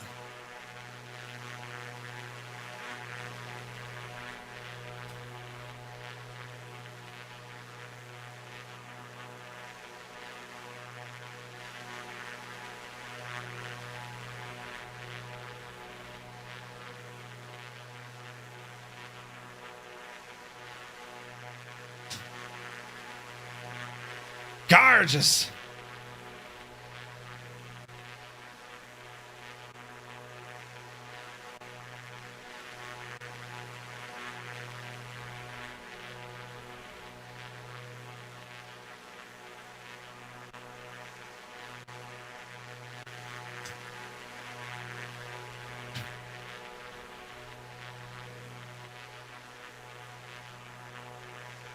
Beans on toast, no sign of butter, plus 2 frankfurters. Nice. Like to take a 337. Ooh, 337's a good call. Malky would take the Duke. Nice, nice. And vinegar. You need the vinegar. It's starting to work. We're clearing the ice. 25 degrees in the cabin. Our fuel is looking good. Working off the fuselage first. We can probably start targeting the wings in a little bit.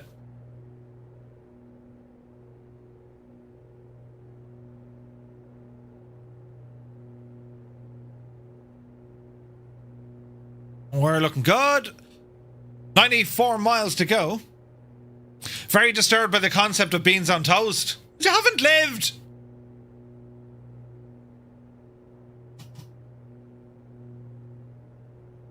It's a tune and a half. If you're on Twitch, you can hear the tunage. Great bit of stuff. Great bit of stuff. Haven't said that. A Cessna T or a 210 Centurion. Yeah, that is a decent airplane for sure. For sure. Right, let me see. Double check our barrow. A couple of little changes here and there. So, we're okay. This is starting to clear off. Now, we do know there are showers in the area when we get down the road to Kelly, right? So let's have a look. Kelly, let's look at the weather. 1,900 feet with light rain. It's 2 degrees outside. Ooh. That could make things interesting. Very much so.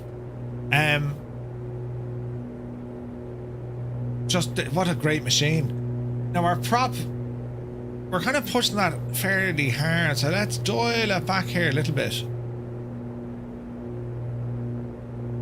Easy. She's doing well. It's looking well. We are flying, doing a thing with the yoke with the stuff. But yeah, later on, so it's going to be the A340 from Boston up over to Toronto. So once we get landed here, we'll start briefing for that flight, having a look to see what the crack is going to be all about. And I haven't flown that machine yet on VATSIM. I haven't flown that machine properly yet at all. So that's going to be terribly interesting. But let us have a look. Charts for this flight. Let's have a look at Kelly. Bring this up on the screen so we can see what's happening. So in terms of runways, let me see. We'll zoom in here into Kelly. Kelly, show us the airport there, please, Jemima. There we go. So best runway. Let me see. Winds are calm on all sides. 1.8 or 3.6. The winds are calm, so like we'll go runway 3.6. So when we land, we're going to plan then to vacate on Alpha 2, and that'll bring us over to where the jet center is. That'll be the FBO that we'll use. NOTAMs. Service automated weather broadcast system visibility present weather unreliable. Ooh. Okay. What's the price of fuel up here? In the real world. Salt Lake City is the center here. According to the world of OnAir, right? As we're flying here, we could go in and start looking at a different flight for our good old pal Buddy, isn't it? So if we go to work orders, select an aircraft. We're going to go with the Comanche that we own. We're going to go for where's our lad? Status none. Work orders. Oh wait, I need to. Hang on. I need to get a job for him, don't I? So if I look at create a new work order, right? Our pilot is going to be Douglas Bader.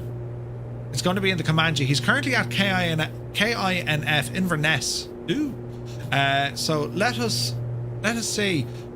We want to try and find stuff for him, really, don't we? So he's currently sat at KINF, right?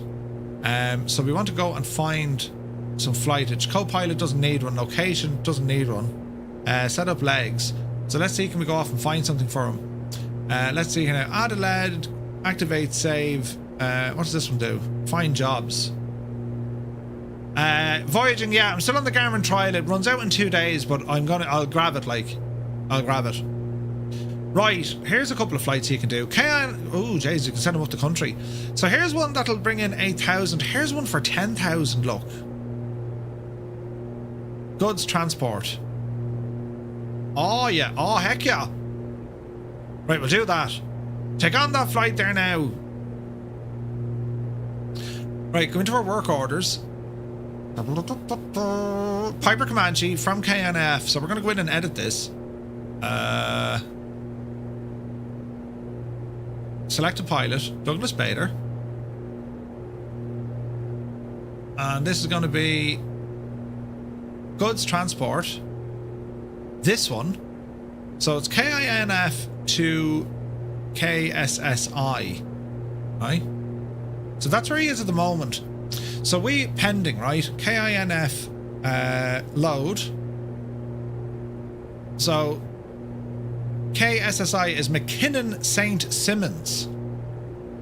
Let's go ahead and activate this flight. Will you go for the premium? I'll go probably premium, I'd say. So that's in progress. So our good old pal buddy Douglas Bader has now taken the PA-24 Comanche for a flight from KINF to KSSI, which is great. So if we have a look here on our operations map, it'll show us where we are. So there's Douglas. He's down Florida neck of the woods. And here's us. Because we're off doing a freelance job. That's pretty cool. That's so pretty cool, isn't it? So if I want to go into, let me see here now, business, pending jobs, routes, my dashboard, that's industries, freelance dashboard. So this is what we're currently doing as our freelance job. Go back into our map. That's what we're doing, right? So we're going to let Douglas do his bit of work. We'll do our bit of work. We've cleared all the icing off the aircraft, which is fantastic news. As Heisenberg has entered the chat. Good morning to you, buddy. Hope you're well. Douglas might be a little bit legless. Yes. You could give him multiple legs to keep him busy. You can. And that's like... We'll get more into this. We can hire in an absolute bunch of pilots and, you know, start buying more and more aircraft. I'm taking quite a slow approach to this because I don't want to... What can happen with On Air, you get too big too quick and you miss out on a lot of the other features. Like the attention to detail they've put in it, it's staggering, right? So, you know, I want to evaluate how Douglas is flying the aircraft. We'll have to look at maintenance, all that sort of stuff. Then we'll have to give ourselves work orders. I'm still belting away in the freelancing mode rather than doing direct flights for ourselves. Now we're still generating revenue. We're getting our skill points. All that jazz is working out fine. But when it comes to the likes of our other pilots, and don't forget, we've only just started now with other pilots. This will eventually get into your co-pilots, ground crew, cabin crew, aircraft facilities, maintenance. We can open up FBOs. Like, it's vast. You know. Peter, good to see you. So, the VA is on Thunder, but I suppose we need to kind of get an idea of how many folks are going to jump on. So, yeah, if we go into the world of Thunder, you'll see Firefly Air there. Just needs a bit of tweakage, though. I need to sit down, actually. I need to have I'll buy him about 17 pints and sit down with Marriage in one of the days and go through all the stuff we want to set up, you know? Look at this, though. Isn't that stunning? It's a beautiful part of the world to go flying in. All up this neck of the woods. It's just stunning. We're south of Salt Lake. But it's very, very pretty up here. It's gorgeous. His story was my turning point for reading books. We studied Douglas Bader in high school, and after his book, I devoured books. Really? Do you think Marriton has time to sit down for that many pints? No, he doesn't, but here's my theory. If we give him enough, he'll find it hard to stand back up. Marriton sleeps for 37 seconds a day. That's all he sleeps for. Yeah, right. Brilliant. The man does be flat out. Merv, how'd you get the second display below the 750? Mutley, it's default. So in your tablet, you can choose what avionics pack that you're using, right? So for instance, see the options? Now you can turn off the 650 if you want and just put in the radios. But if you turn on the 650, it gives you the 650. Fierce handy, isn't it? Fierce handy. Plan of attack. Absolutely. Absolutely. Right, let me see. Let's get some fuel out of the wings now. So we're going to get interesting. We're going to boost these. And we're going to go crossfeed from the wings into the fuselage. Crossfeed comes on. And we will now see the fuel tank starting to drop a little bit. Alright? A little bit. But yeah, like, I mean, it's... Oh man, like it's you can explore so many cool airports, and like what I love it on air, it works on any sim as well, you know, and then like you further group that with say intentions, it can be such an immersive experience, and like you can get them to talk to each other, which is nice as well, you know. It just creates such an amazing, immersive experience. And like when you look at things like this is our live map, and you can it's quite a useful map. I mean, you can find out information of where you are. Like we can go ahead and look at the airport itself, the airport sheet. This is where we're flying to, and there's stuff up here that we can, like, you know, we can preview the airport, which is bang on. We're planning for 3-6. Alpha 2 is where we're planning to jump off on, and that's where we're going to park. But we can also find out other information. We can see the elevation of the airport, latitude, longitude, its operational hours, right? If it's available in what sim, so it's in 24, it's in FSX, it's in P3D, and it's in X-Plane. It's giving us the METAR, it's giving us the runways. If there was an ILS frequency, we can get those as well. If we have a look at the services inside On Air, well, landing and parking fees are calculated based on the gross weight of your aircraft. as it is in the real world. So the landing fee here would be 7 credits per gross weight by 1,000. Daily parking fee would be 168 credits plus 240 per £1,000 above £2,000. But we can also have a look at the FBOs. So we have the Eli Yelland FBO. They have 100 LL fuel, they have Jet A fuel, and they also have main fuel available. They also have maintenance up there for single engine piston. Now that's not much use to us. We're in a twin engine or multi-engine piston. So in terms of running the place, not really ideal. But we do have options up here then to say we'll take ownership of that FBO, and because we're in the freelance world, right, we're in Cumulus, but we can do these without worrying about costings, right? Hayden, good to see you. Why have I stopped getting notifications that you're online? I don't know, Hayden. You need to shake the thing, Hope you're well, buddy. My assets, do we have anything up here? No. Activity, so you can see across all of OnAir, across the multiple thousands of users that it has, but we can see, look, there's a couple of recent flights, what world people were flying here in, and also the aircraft. We've seen an Aerostar, a King Air, a PC-24, a Longitude, and also a Challenger flew in here recently, right? They're the departures. Current aircraft on the ground, there's a Cessna 207 sitting up there,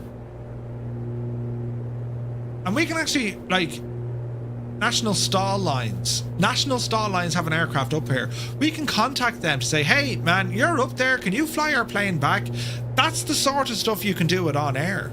It's absolutely class. What factories are here, if any? None. But what if we wanted to create a factory? This is what we can do based on the skills tree that we have, right? So we can say, right, food production, manufactured goods, right? This is where the thing gets nuts, right? In the box, man, good morning. Airport ownership kit, batteries facility, opticals, gear facility, right? Training facility, a sawmill, and that's just for manufactured goods. What about wilderness stuff? Well, we can go for fish, hunting, meat smoker, a tannery. Dispatch hub. A dispatch hub operates as a central logistics node where goods are received, sorted and dispatched with high efficiency. Construction of production facilities, it's not allowed in this area because, well, there's no facilities up there, right? But if we wanted to say, well, look, mining, let's build a small oil refinery up here. Does OnAir maintenance work with, say, Coronado planes? Yeah. Oh, yeah. So, let's say, for example, we went to a certain area. We could research to say, it's very cheap to produce or mine oil at this region, right? Okay. And then we say, well, what's our output? What do we actually want? Well, we want a big manufacturing facility where we want to make gear. Right, gear facility, right? So if we click on this, open the encyclopedia, wait to see what happens here. If we go to gear,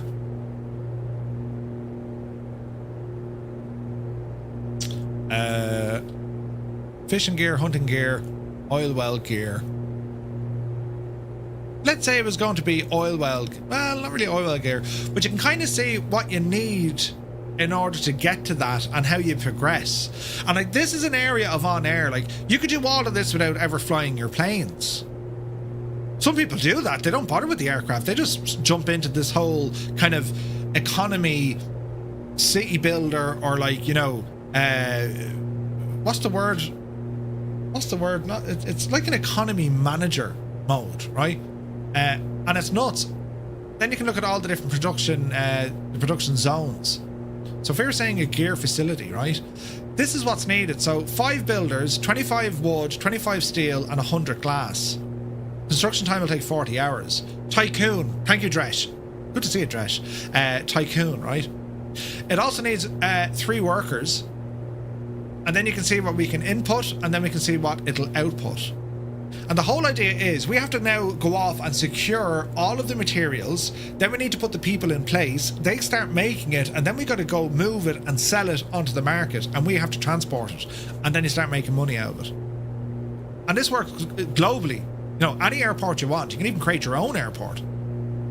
It's unbelievable the depth that's here. And that's just looking at one small, teeny tiny little airport. And we can also go ahead and look at Sky Vector stuff. That'll open up here. Airport data. So you're actually going to get the actual information. They'll link you straight over to Sky Vector, right? And then if you go to the airport database, that'll bring you up to AirNav. And like, it really, really gets into the information here. It's very, very good. So display events. Any events at the location, job finished, 8 passengers pay, 68,000, but nice. So the last event, someone who landed here, they got 68,500 or 68,000 credits. God knows where they flew from, right? But again, flight tracking, go to the tracking page. Let's go in here and, well, let's have a look. We're going to be arriving very shortly. Just in the nick of time, because look at the state of this terrain. So, runway 36 is what we're looking for. We want to be careful now with terrain, so I shall turn the terrain on. So yes, we do have a couple of spots in front of us. We will start getting warnings, so we're going to have to fly around this. So heading, we're going to go to the right, little gap over here, and we're just going to meander. Have you seen the Star Trek Voyager game has a demo out? I haven't looked at it yet. I'm aware of it, Cornwolf. Now, Voyager, I wasn't a fan of Voyager. I'm a next generation kind of guy. But it looked good. It looked good. There is no time for games. I have a PlayStation. There's no time for it. It gets nice when you can pick up the jobs that are paying $500,000 or more. Right? Yes. Yes. Dave Cleary, enjoy, buddy. We'll see you in a bit, man. Take it easy out there. I was on a job in OnAir last night. The briefing said I had plenty of fuel to make my trip, yet for some reason I ran out 7 minutes from approach. I still can't figure out what went wrong. Ooh. I'm not sure. One thing I will say, like, if you come in, like, if you experience bugs or problems with OnAir, just like say intentions, like, they're on it quickly. They'll try and figure it out and see what the issue was. And anytime I've had an issue, instant. Yeah, Murph, do this. So yeah, I don't know. It could be down to the aircraft. So Jesus, back onto the main tanks. Now, what's simulated lovely here is if you were to kill the fuel supply to the engine, the manifold pressure will start increasing, and then you'll hear it go. It'll eventually die out. It's modelled so very well at this airplane. You've had that before. The Titan ended up in a lake. Always started adding in a little bit more fuel. Again, with the flight planning, double check everything in the real world, because there might be slight differences. The sim isn't doing exactly what the METAR is saying, or the METAR could be slightly out, or there isn't an accurate METAR for that specific area. It's using, a range of METARs around it. You know what I mean? So you'll always have those, you'll always have those kind of nuances that you'd have to look at. You know what I mean? But it's pretty cool though. Why doesn't that button ever shagging work? But it is so cool, like it's and like we're only looking at an element which is general aviation. I mean, you can get into the choppers, you can have a chopper company, just helos if you like, and you only do, your entire career is based on search and rescue or whatever. Then you get into the airlines. And you're flying company routes, and they have the data of the real world company routes in which you can fly, or you create your own airline and you can buy those routes, you can service those routes, or you create your own routes. You look for opportunity in the world economy, saying, right, there's high demand for passengers here and there's not enough carriers. You can make a ball of money doing that. Or you just want to be flying out of a busy airport. There's a bit of passenger demand, but you're going to go in and try and undercut the competition. You're going to go in and try and undercut Ryanair. It's mad, right? Mad. Roll left a little bit.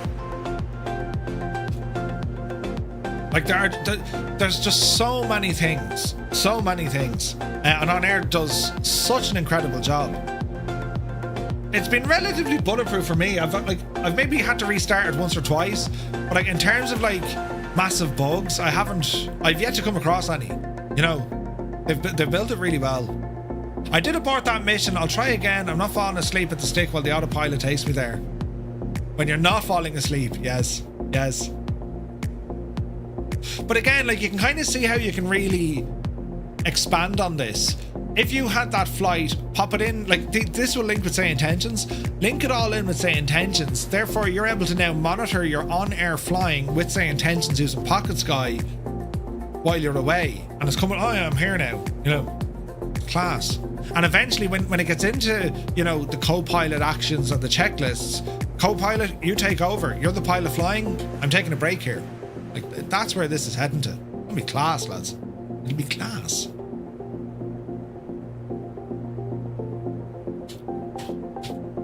Right, we're gonna go around the mountains here to the left. Man, look at all the wind turbines. Jesus. Fuel is looking good. Aircraft is behaving okay. We got out of the icing worries.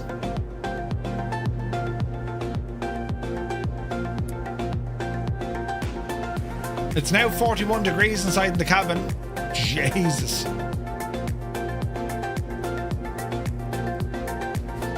Hot as balls.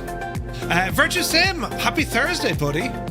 I did notice post update yesterday that I had the FBO change out the seats and the estimated time just kept moving up. Did a reboot and I fixed it. Yeah. Malky says, I have a CRJ that spends the week shuttling from Dulles and Houston. Oh, nice. Daniel Meyer is here. Good to see you, Daniel. Hope you're well. Yeah, that's pretty cool. I mean, when you set up your weekly schedule that your AI pilots do or you do or whatever, it's cool. It's clockwork. But if you don't monitor it, things could happen. Like they could have an issue with the aircraft. There could be an issue at the airport, right? 41 Celsius, Brett. That's like 104, 105. About to make the jump of hiring your first AI, says Dresh. Yes, it's a fun experience. And like, what's cool is you can name them. Like, eventually that's what I want to do. Like, we'll have our community pilots, right? Malky Mac and Schutz. I am still in the starting area. Stay there for as long as you can, Schutz, and just have at it. Try and break it. You'll learn from it, you know what I mean? Right, hard left turn now. We're trying to dodge some of these mountains around us. That's what we're doing. Your Citation X pilot has been around the world. No way. Open a window, yeah. Oh no, it should drop off fairly quick. She's down to 38 there now, so that's positivity freezing. Oh Jesus, look at the views. This is very nice, isn't it? So if we go this way, straighten her up. Yes. We're looking good now. We're looking good now. So we're about 20 miles out. Thanks, Murph. You two. What are we looking at today? So this is the Aerostar 600. It's from Accu-Sim, which is A2A. And we're using OnAir with our company. And we're just doing a flight. We're bringing a wedding party and some PCs up to Kelly Airport. And after this, we're going to be jumping over to the Inibill's A340. We're going to plan for our VATSIM flight tonight, which will be flying out of Boston. And we're heading over to Toronto. And I'm nervous as the devil because I haven't flown the A340 yet. I don't think it works with any of my hardware.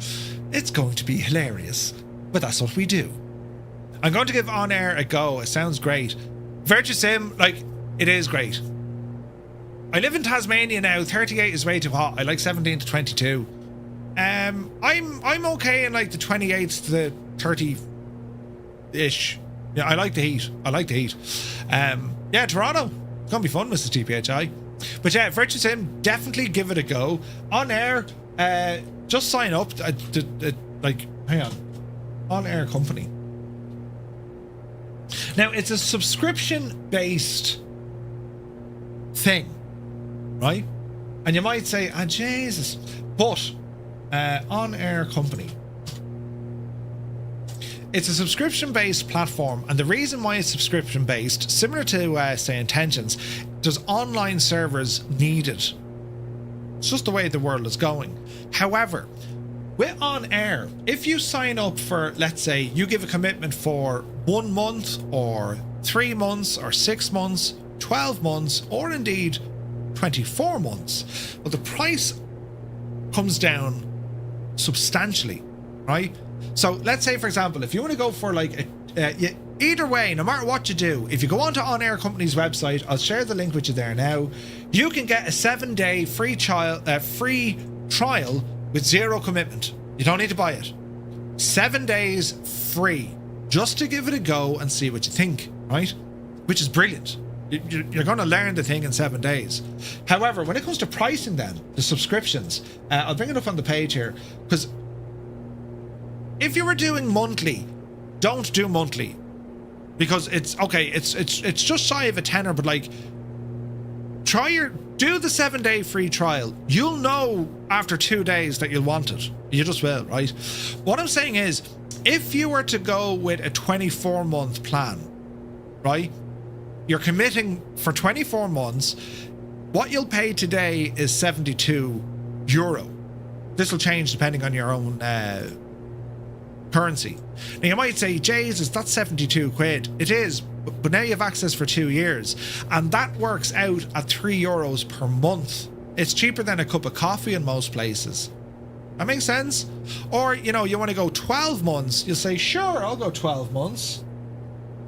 That works out at about $3.50 a month, right? Why is there someone from Belgium ringing me? Takeoff.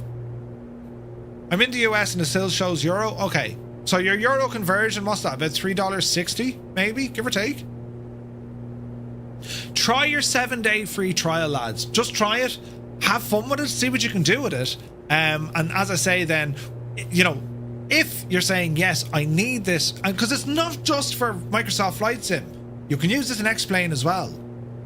Multiple profiles, multiple worlds. You can go the virtual airline route. You can go as a solo pilot, whatever you want. But everything that it has, it'll track your aircraft, your logbook. You can see wear and tear. This adds not only a layer to your flight sim experience, it adds dimensions on top of it. And as I said, like, you grab it for 2 years, and you might say, Jesus, that's $72, man. Yeah, but like, it's $3 a month, and you're guaranteed access to it for 2 years.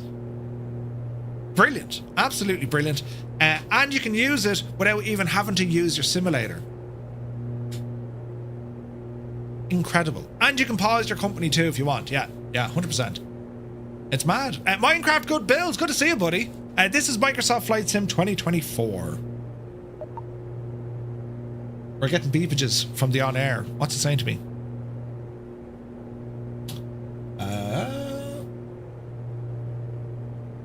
That's okay. So we are approaching Kelly. We'll have a quick check outside now as we do this. So we'll do one of these with one of those. We'll play a bit of music. Oh yeah.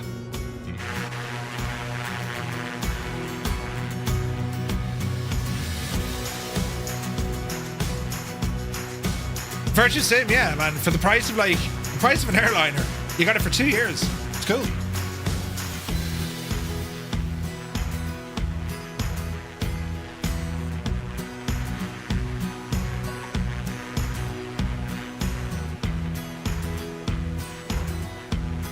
All right, we are looking good here. We are stuck in the clouds. We will descend shortly. We know there's a ceiling.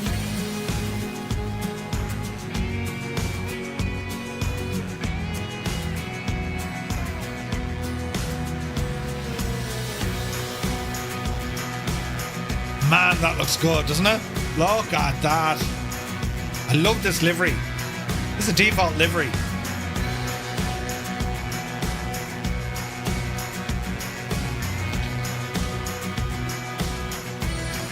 Right.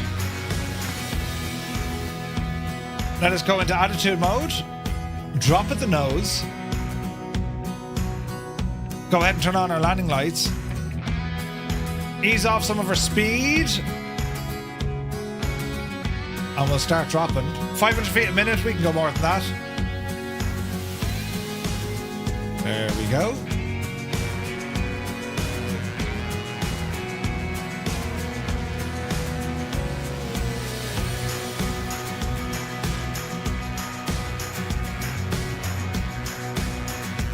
Bit frosty is right, absolutely.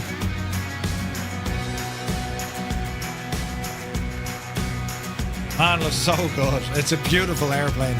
Some people, it's like the Starship, right? It's like Starship. You either love it or you just don't like it.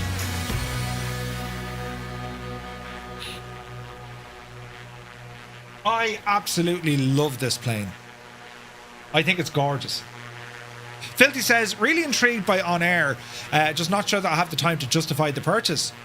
I mean, you know, if you sit at it even once a week, Filthy, you know, and you're updating your things and you're sending different pilots out on different work orders and stuff, I think it's worth it. Right, so we're descending nicely. We're going to throw in a bit of a left-hand turn here now. So let me see if we head her on to... bring her down the mark here to 210 degrees as we continue to descend. Be very careful because we've massive mountains beside us, look. This is the threat. Look. Jesus.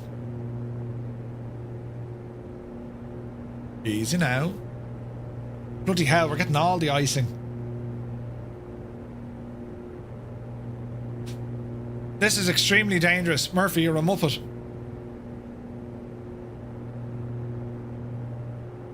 Oh yeah, you can see we're like, you know, seconds from disaster here. Bloody hell, we're iced up completely. Property iced, the whole lot. Turn it on. What's our speed like? We're okay in our speed. Right turn away from this terrain. As we continue to descend. Keep her turning. Oh yeah. Like we know it's raining and it's like 2 degrees, so we know there's bad weather here. Right? I've been flying the PC-12. I enjoyed the craft, but I'm not sure what to move to next. I don't have a lot of options as I only have the standard version and the PC-24. There's so many options now for general aviation. It's cool, like. It feels a lot more accessible than the Starship. The Starship has a bit of a learning curve for sure. But that's an incredible airplane. You can't decide if it's beautiful or ugly. It's beautiful, man.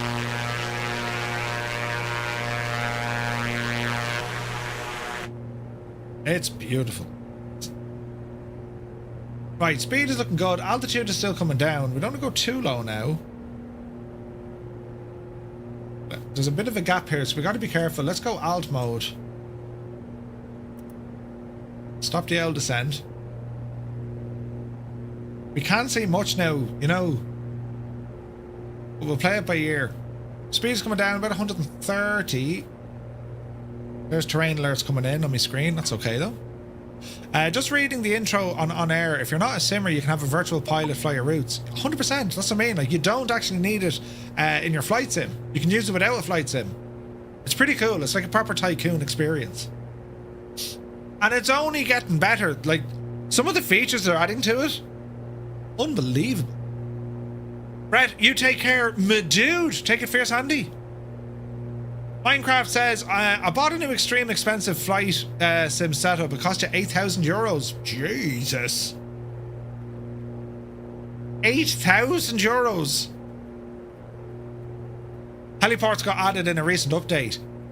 33,000 of them, Malky. Which is absolutely incredible. Oh, it's raining and snowing here, look. Watch your speed, Murph. There we go. Look at the angle of attack now with the snow. That's because we've icing. Oh dear. Will you go fierce handy, Murphy? Get that speed back up to where we need it. We're too low at the minute. Yes. There we go. Look at the angle of attack here, look. Jesus. It's called sleet. Can I have my OnAir... Oh wait, can I have my company AI fly jobs for the VA I joined, or does it have to be VA AI? It depends on the world you join into Dresh. But like if you join a VA, they want you to do the flights. If you make your own VA, you can get AI pilots to do it. Right? Alright, let's see. Autopilot off. I have control. Bit of trim. Watch your speed. Landing lights are on. 120 gear. And let's see what we can do. We'll turn off the name tags just to give us a little bit of a challenge coming in here. Be very, very quiet. Flaps. Small bit just to start us off.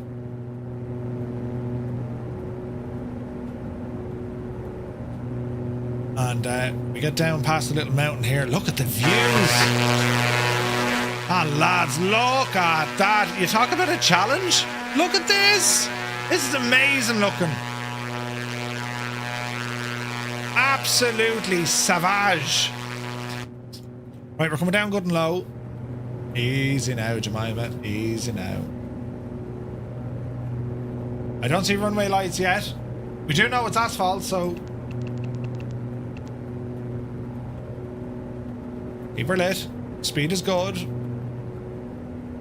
Might be the reason there's only an RNAV for 18. Yeah, close your eyes, it might help. It's savage looking, lads, isn't it? Easy now. Easy now. Oh man, look at this. This is fantastic looking. There's a runway. Runway spotted. Let's tidy up here. Flaps. Watch your speed. Loads of power.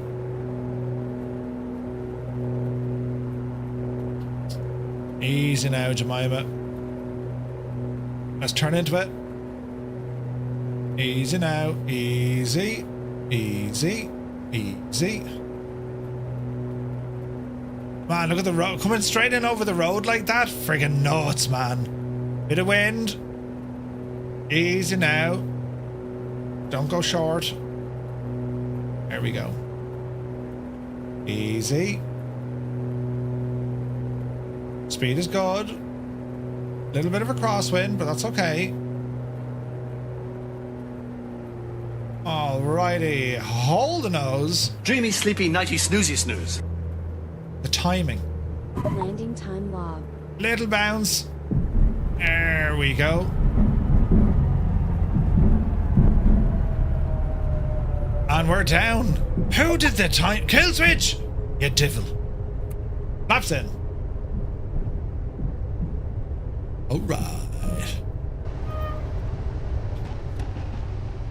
Off the runway. Alpha 2. And the FBO is over here on the right hand side. Alright, alright. That was a interesting approach. Hey! Fook is here. Good to see you, buddy.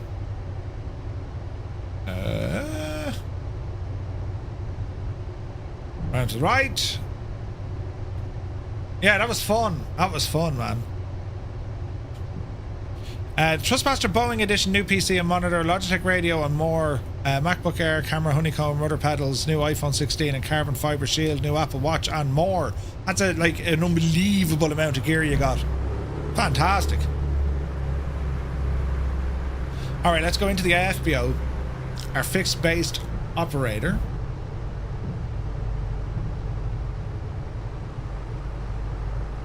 If other people have been having issues with Microsoft Flight Sim on the Xbox in the last update, I've had to reinstall everything and now have to do it again. Oh, really? That's unfortunate, dude. That's unfortunate.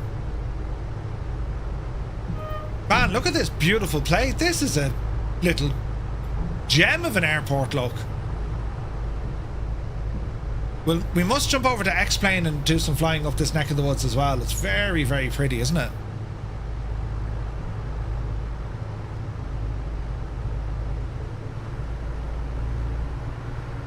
Alright, we can actually park up here to the right.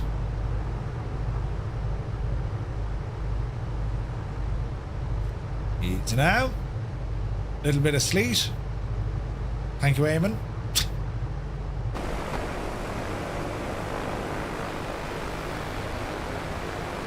All right. Okay. Parking brake set. Landing lights off. Transponder standby. Back. Boosters are all okay. Yeah, watch this now with the engine, right? If I kill the supply to the right side, just have a listen to see what happens. Class.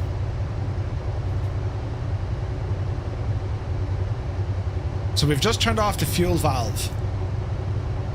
So what should happen? You're going to see that manifold pressure starting to creep up, and then the RPM start coughing and spluttering, and she'll just drop off then. Because it's simulating the fuel now. Whatever fuel is in the tank, in the engine, in the lines going to the engine, that's what it uses, and then it starts thinning out, right? Get our blowers off. That's hydraulics. Hello there. Let me see. Ender, welcome in. So we've turned off that valve. Do you hear it coughing? Do you hear it?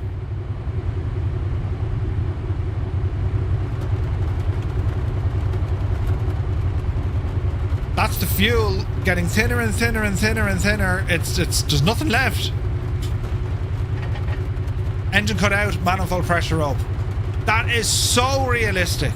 Like, that is exactly what happens. Exactly what happens. We'll do the same on the left side. And like, when you turn it, you can hear the valve close. It's unbelievable. A2A have absolutely, like, that's exactly what happens. It's incredible. So you'll hear the left starting to right.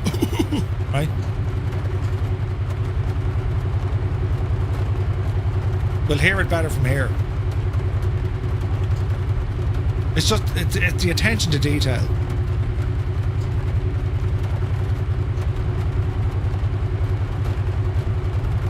It's very good, man.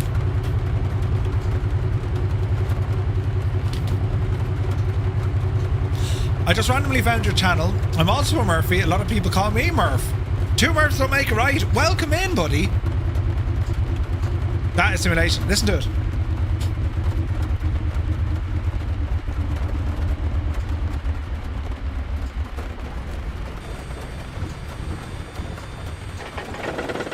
That is so good. It's like, it's so good, right?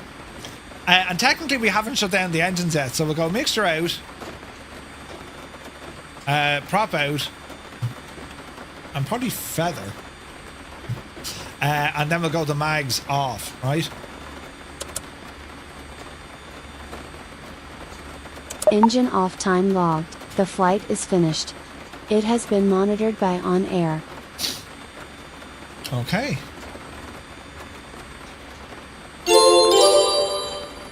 OnAir liked what I did. Okay, so cabin, nav, beacon, avionics, autopilot master switch. There's the battery fading. Oh no, I hit a circuit breaker by accident. Look, main bus. That killed the gyros. Hydraulics, blower, and then the battery. What a machine. What a machine, right? To be fair, Murph, you done really well to land the aircraft as well as you did the heavily frosted windows. Thank you, Eamon. You're very kind to say such wonderful things. Usually, you know, there's like, you know, a kick in the arse, you know? Minecraft, you take care. A2A also simulate a hot start. Yeah, you can absolutely shag the engines on this. Yeah, it's brilliant. Roy says, Murph, off topic, but so proud. I spent the week with creating a stream deck profile for the A340 based on the A350 from Flight Panels IO. A lot of LVARs are common, but the guys over at InnyBuilds know how to complicate things. A lot of boom equals how. Created a Python file to split the big image into the smaller stream deck buttons, thanks to ChatGPT. Nice, Roy. Good stuff, man. Yeah, great. Right. What a cool location. We'll have to come back here and explain maybe next week. But man, that Aerostar, what an incredible airplane. It's just that good. It really is.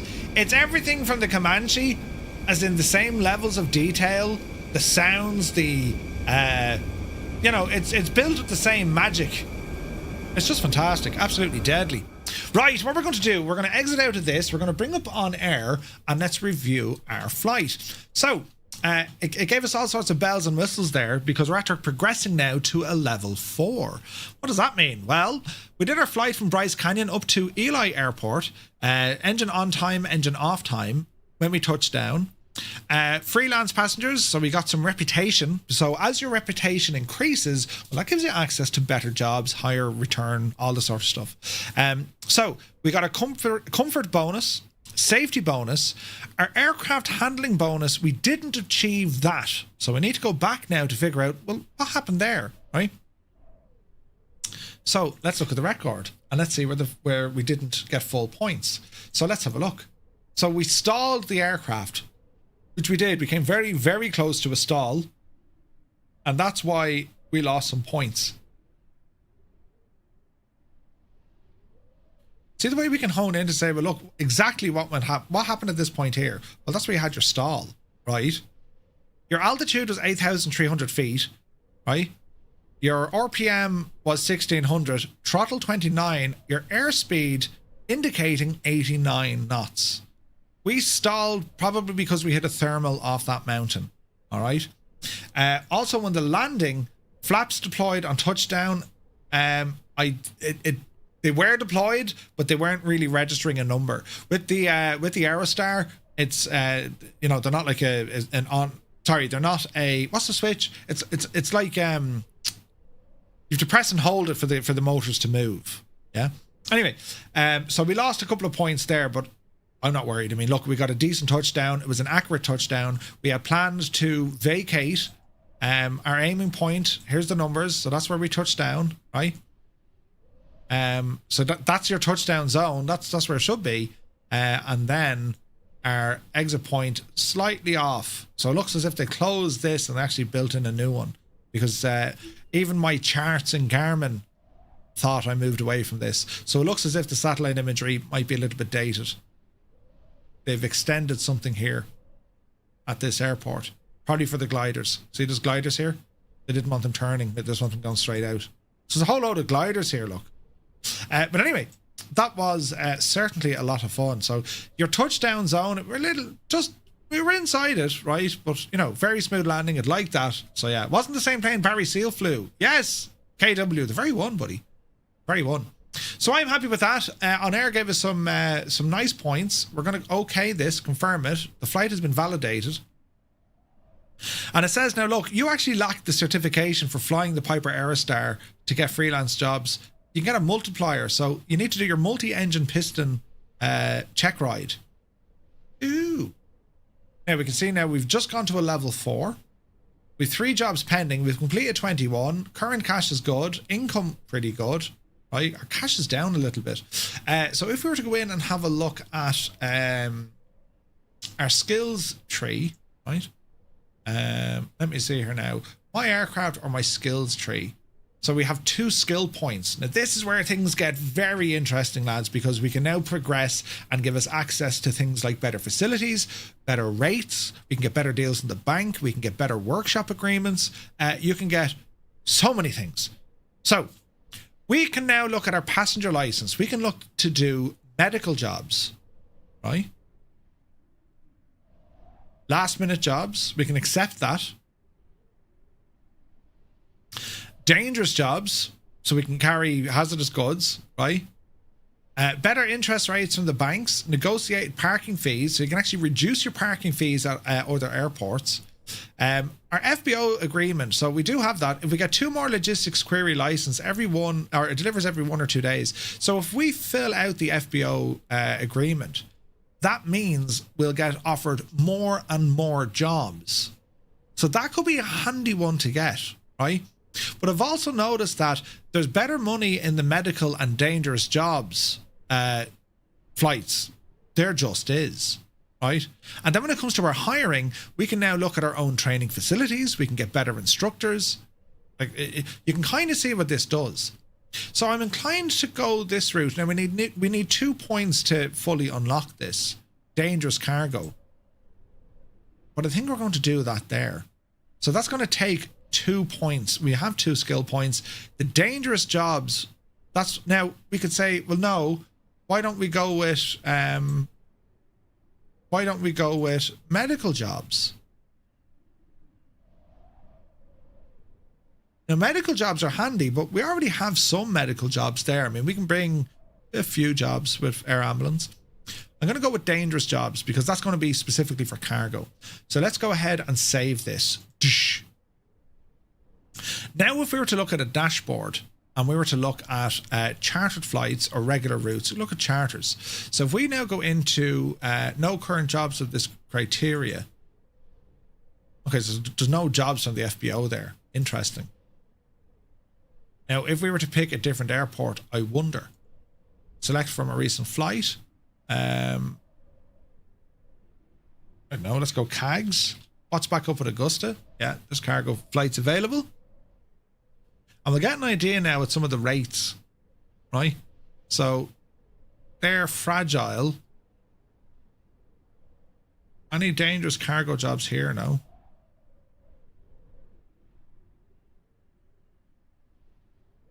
One cargo is fragile. Look at that one there. 31,000 you can get.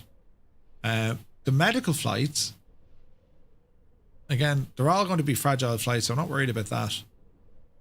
What if we go into work orders? So he's going to end up, Douglas is going to end up in KSSI, right? So create a new work order, and we're going to call it, it'll be for the Comanche, and it'll be KSSI, right? So we want to go off and find out, well, can we get some work for Douglas? Now he's flying at the moment, but let's see what we can find here, right? So KSSI, let's see, are there any jobs available here? Looks to be a fairly big airport, so we might be able to do it. So our departure is going to be KSSI. Let me see. We want to find work here. Go into the global market and let's see what it can find for our good friend Douglas. Aha.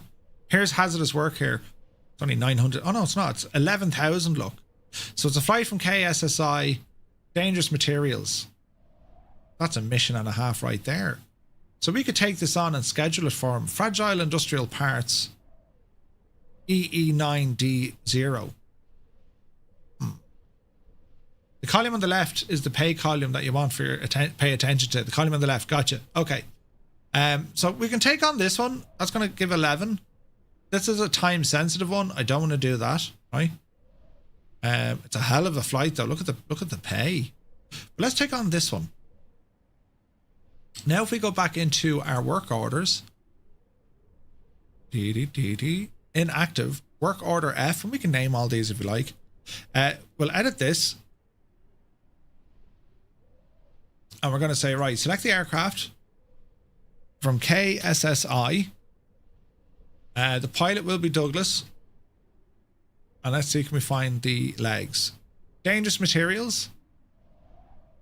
Now, if we want to how do we schedule this, Malky?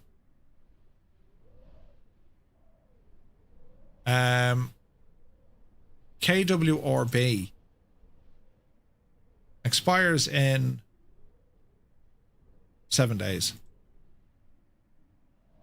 Required. I wonder how we can schedule this for him. Because I can't load it yet because he's not there.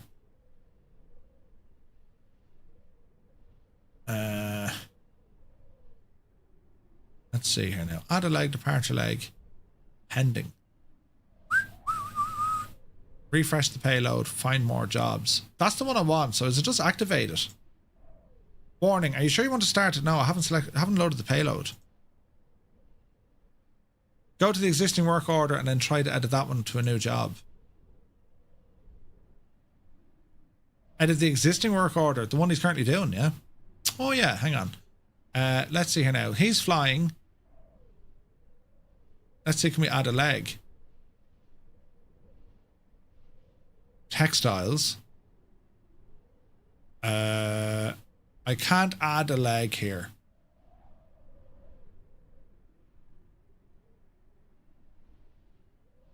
Yeah, I can't do that here. Dangerous material, there's a job. I can't split it. Hit pause to edit. Aha. So let's see here. Show all the stuff. Add a leg. Fragile. This one. I want to add this. Activate. There's no payload. I can't select the payload. Can I not schedule him to load it when he gets there? No. Force crew to rest. No. We just want to be able to load him up when he gets there. How do we do this now? We can't load it because he hasn't got there yet. But we should be able to schedule it up as additional legs. Do you know what I mean? So, is it this one? Cargo delivery. Yes, it's not dangerous material. So we know it's there, but I can't load it. Yeah. Probably the one we need to do. Okay, so this one here. Delete that leg. No, delete the leg though. So I can't select this one. Is he certified for dangerous goods? He is.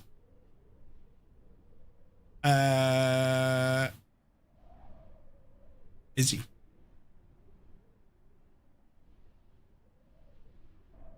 I imagine he is.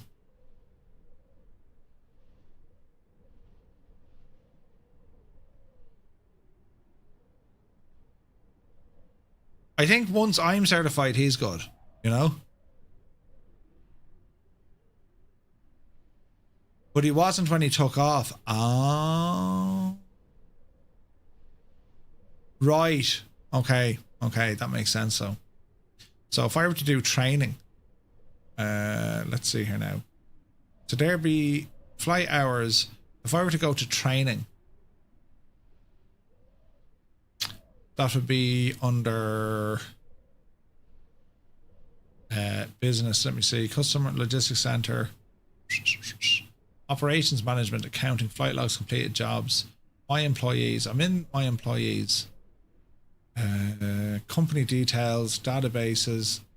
I'll probably be fine once he lands. Yeah, we'll keep an eye on him once he lands. Like he's gonna have to do that flight there now anyway, so that's fine. My employees, right? So if we were to go into here and say, right, manage Douglas there now for a second. Punctuality, that's all grand. There's no option here for training. That's interesting, actually.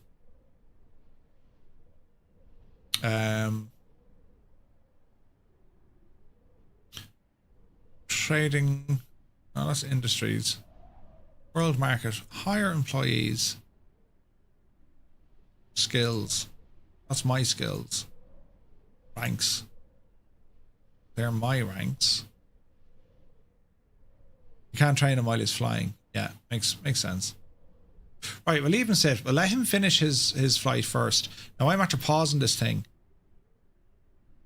Save and activate. So legs. We need to remove this leg. So how do we... That's that. That's that. So I need to delete that leg only. How do I do that? I can't load it. Inactive. Delete that order. Balls. Douglas Bader. Balls. So we have to go in and edit this one again. Active flight in progress. Right. Oh no, he's still flying, sure, isn't he? Live operations map. Yeah, he's flying at the minute. So he's nearly there. He's going to be landing there in 10, 15 minutes, right? So he'll be there in 10 or 15 minutes. Work order says inactive. Did I make a complete shag of this? I did. Did I delete the whole shagging thing? I shouldn't have to. This is going to be the next flight, right? So we're going to say that's the one that he wants. That's where you delete the leg. So I delete the whole work order. Don't worry about that. The destination so was KSSI to KWRB, right? So that's where he's going to go. That's the job he's going to do. We can save it. We just haven't activated it yet. Because when he gets over there, he'll have to load it. Right? So that's all grand. Back into here. He's still flying. And we'll get our dash for it. Manage the flight. Events, flights, workshop, swap, economic into economic. Operational payload. So he's grand, right? He'll get all his jazz for that. That's the Aerostar that we're using in freelance. That's fine.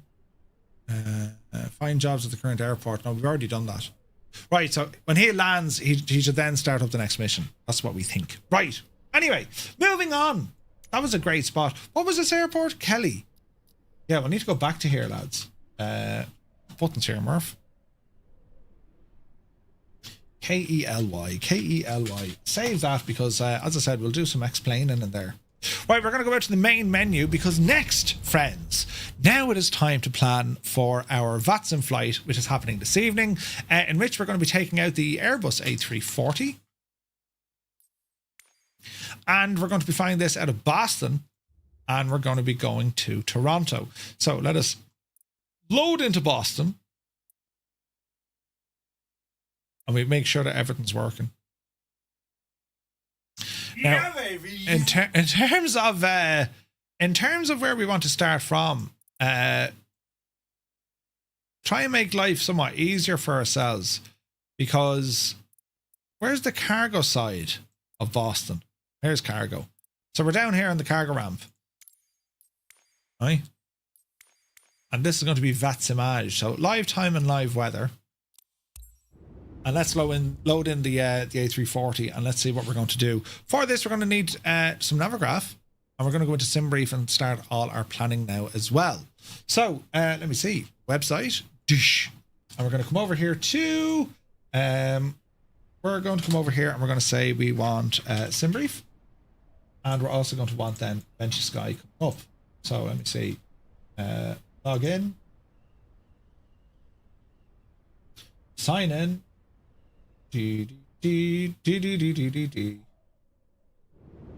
Okay, so that's going to go there. Hide Navigraph for the moment. You're going to come here, hide that for the moment. Let the sim load in and give it all a few minutes to start thinking about some stuff. And click a button, toggle the ramp. And we'll go ahead and get the battery 1, 2, and APU on.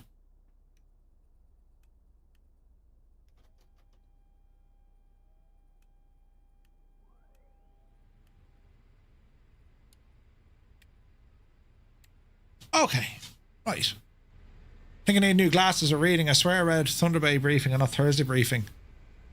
Thunder Bay briefing? QC Frank, I probably did that myself. Right. Hello. Look at the machine we have here. Cornwall still working on it, looking better and better. My dude, she's looking very pretty. So this is the current weather conditions in Boston. This is the machine we're going to be flying a little bit later on. I need to figure out how to fly this plane, so we'll see what the crack is. Right, while that's sitting there, let's go ahead and do some stuff. So we'll cancel off Join FS for the moment. LRM we can turn off as well. What else don't I need? OnAir is doing its thing. Let's have a quick look. He'll be landing now shortly. And Navigraph, we're going to be looking after this. We're going to unload.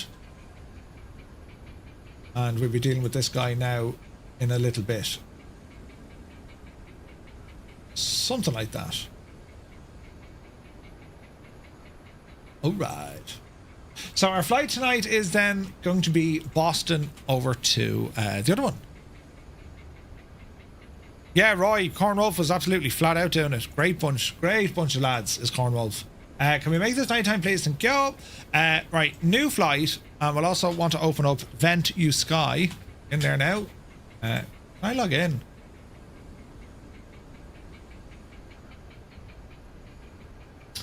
Vent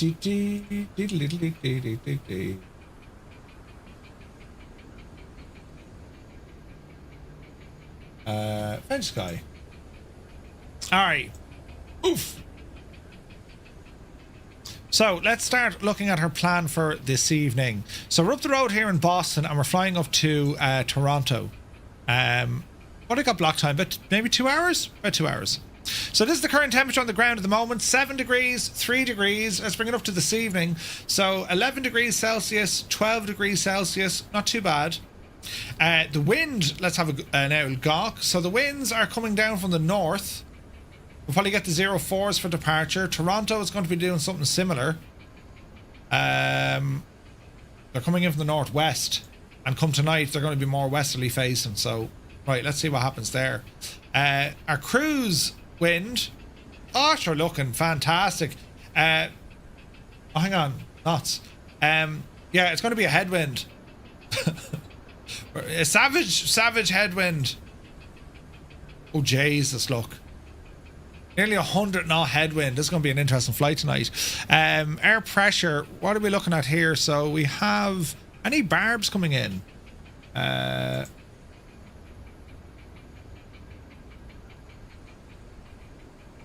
So let me see. Any fronts we need to worry about? Not really. So it's kind of high pressure here, 10, 20, and then like down here she drops. So we're flying into high pressure. That to me should mean we'll have decent weather. So any precip in the area? Maybe a smidgen over Boston, but in Toronto doesn't seem to be anything coming in.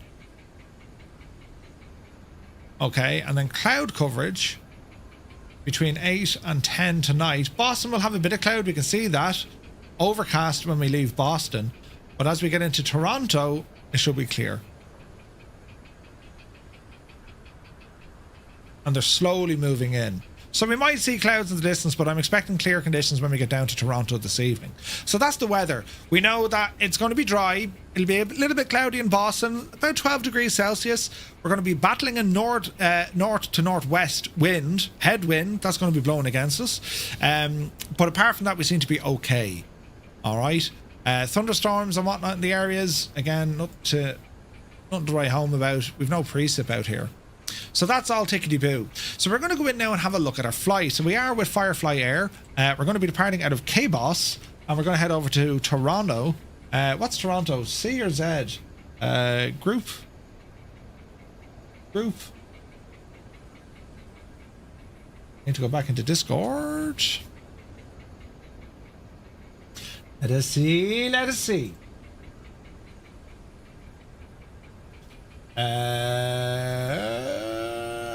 Firefly VATSIM Thursday.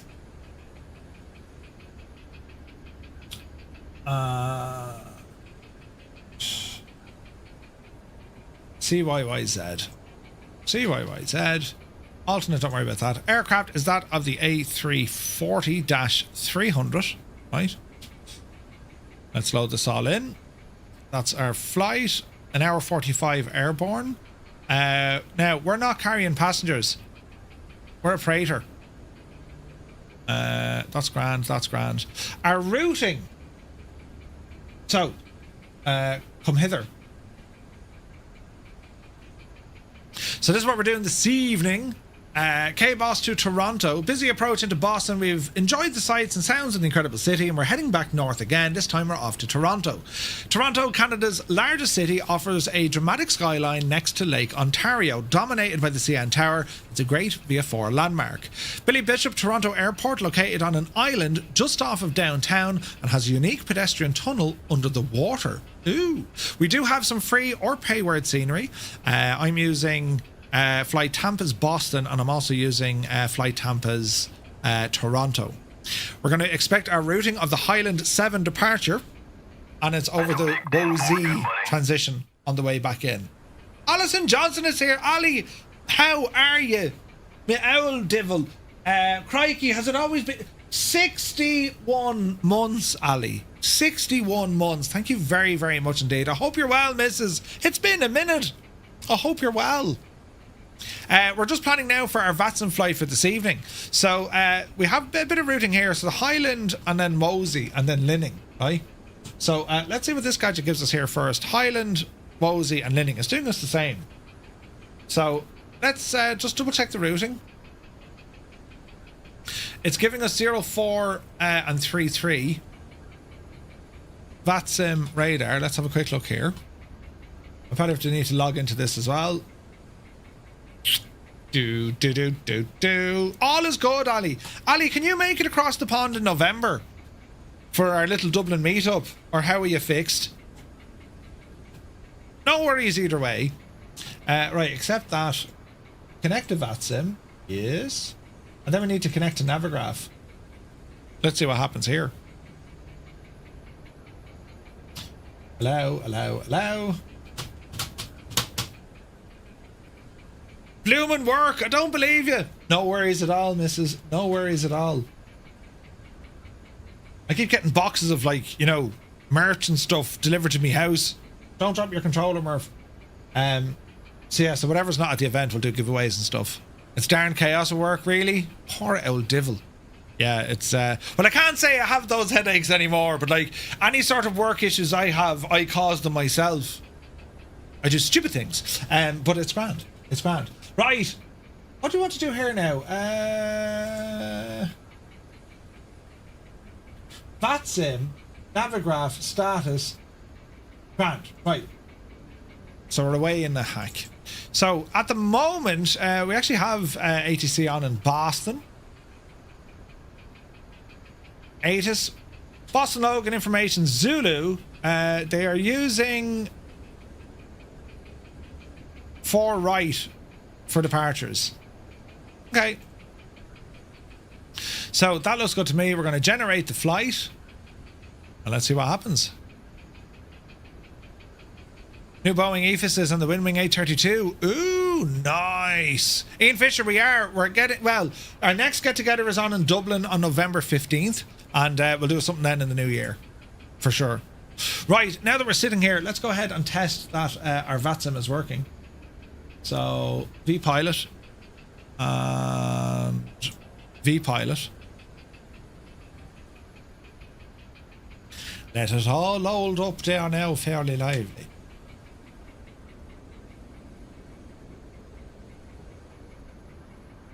And let us see what's going to happen here, right? Like a piggy and muck you are. Brilliant.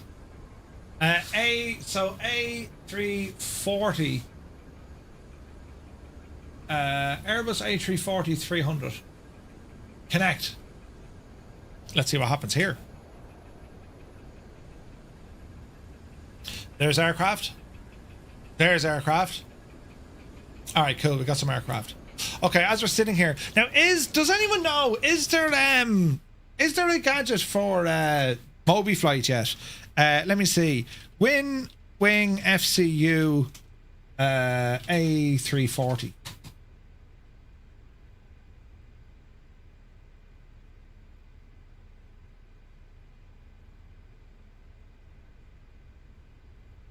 Excellent. Literally, there's one available. Log in. I'm not a robot. I promise I'm not a robot. Download. Download. Right, I see. For the FCU there is, yeah, they've literally only done it. They've literally only done it. This is great news. So we're going to download that to make sure we have all that power in there. While we're waiting, let me see, radio, Boston ground 1219er, 13, what are you? 135. Now, can I do that from here? 135? 1350. Can I do that from my little stream deck? I can.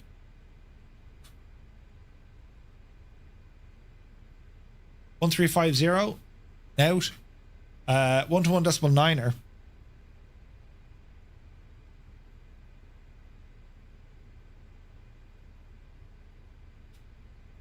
Okay, well, he's dialed in. Let's swap the frequency. Aircraft read may call hold short instructions and assigned altitude. Notice to airmen when shear edge is in effect. Increased bird activity in the vicinity of Logan Airport. Numerous construction cranes in Boston area and in vicinity of Logan Airport. Runway 927 closed. Advise on initial contact. You have information Zulu. Right, wind wing profile. Boston Logan Airport ATIS information Zulu. 115 Zulu. Wind 340 at 15 gust 24. Visibility 10. Few clouds at 2,500. Few clouds at 25,000. Temperature 8. 2.1. Altimeter 2985. Area navigation 4 land ILS runway 4 right approach in use. Departing runway 4 right. Let's see if Runway this works. 33 right is approved for turnoff after landing. All aircraft read may call hold short instructions and assigned altitude. Notice to airmen when shear edge is in effect. Increased bird activity in the vicinity of Logan Airport. Numerous construction Open. cranes in Boston area and in vicinity of Logan Airport. Runway 927 closed. Advise on initial contact. You have information Zulu. Boston Logan Airport ATIS information Zulu. Oh, heck yeah. 1154 Zulu. Oh, yes. Deadly. Right, all my gadgets are now working. That's brilliant. We can do all sorts of jiggery pokery now. Excellent choice. Right, so that's great news. That's working now. I'm delighted about that. Indy didn't spread the display SDK out yet for the FCU and the MacDo. The MacDo display isn't working. Oh, is it not? Dougal, good to see you, buddy. Hope you're well. Align the IRSs. Yeah, not worried about that for the moment. So, ATC is working. We'll do a quick radio check. Boston Ground, Firefly 235, radio check. Loud and clear. Thanks. Okay, we're good. Right. That's good, that's good, that's good. Aircraft is good. It looks the part, right? I'll figure out how we're going to fly the thing later on. But I'm comfortable now that we have some autopilot stuff and I can change radio frequencies using my usual radio frequency stuff. So that's all grand. Right, let us brief ourselves on what we're actually going to do. So, let us go IF4. It's very messy when I do that. FAA high. Yeah, go into that. Now, let us see. We're going to import a flight. Import from SimBrief. And let's see what happens here, right? There we go. Okay, so that's how we're looking. That's everything here in front of us. So our waypoints are going to be Highland, the Cambridge Via War, Page, Puppy, Gons, Wozy, and then we're in, right? So, grand. Airport, we're looking at a 04 departure. It's going to be an ORNAV. So let's have a look. 04 right, initial climb in a heading of 035 to 520, then direct to N-hand tracking across Herbie at or above 4,000. So let's see if we can do that again. We're going to take off from 4 right. We're climbing up to 520, N-hand, right turn to Herbie, and then continue on, right? So that's grand. Departure is fine. We do have speed restrictions, so you want to watch that. We'll see how this goes, right? Departure looks fairly good, and then we're going to head out to Highland, all right? Which profile did I find? On flightsim.to. This one here, Roy. That does the whole shebang with Moby Flight. Oh, good woman yourself. Ali's in there as well. Lightning speed, lightning speed. Alrighty, okay, so the departure here, nothing major to worry about. 4 right minimums, standard within minimum climb, 500 feet a minute. Now, you got to be careful with the A400. It can definitely handle 500 feet a minute. Of course it can. But she's a slow riser, this one, right? So we need to watch that later on. But at least we know what the crack is. We're going to climb in a heading 035. Once we get to 520 feet, then we're going to direct to N-hand. Then we track on a 091 heading over to Herbie to cross Herbie at or above 4,000 feet. Then on our depicted route to Highland. So we need to get up to 4,000 feet relatively quickly here, right? 4,000 at Herbie, and then initial climb will be up to 5,000, is it? Well, what altitude, Herbie? What altitude do they want on that?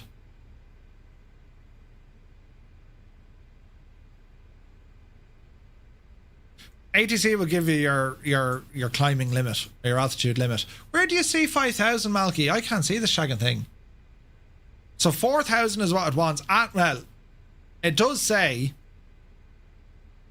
at or above 4,000. So yes, we could, yeah. Top right.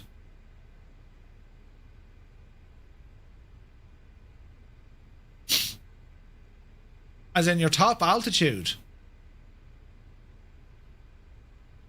Ah.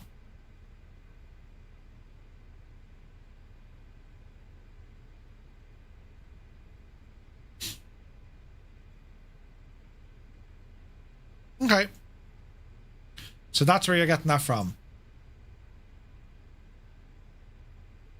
Okay. So balls. Initial climb is going to be 5,000 or lower, but we know no matter what we do, we need to be at or above 4,000 feet at Herbie. Right, Grant, or Herb. Right, moving on. We'll now start looking at our arrival. So let's bring up Pearson. And if we look at our flight plan, it's reckoning we're going to be landing on runway 33 right. So here's our 33s. And it reckons 33 right. So this is going to be interesting. Look, we'll be overflying 2 runways. This is going to look absolutely deadly. 33 right. So for me now, trying to find, here's our cargo aprons. And then we FedEx. Bombardier are down there. So we can go to the cargo west apron if we can fit. Or definitely it'd be down towards the FedEx block. So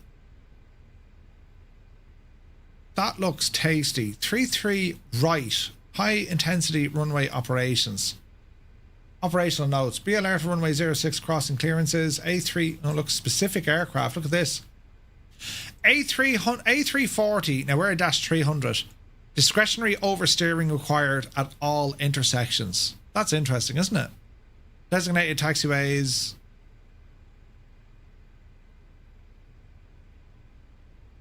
.35 knots, okay. While taxiing on Victor, pad 1, pad 2, central de-icing, that's okay.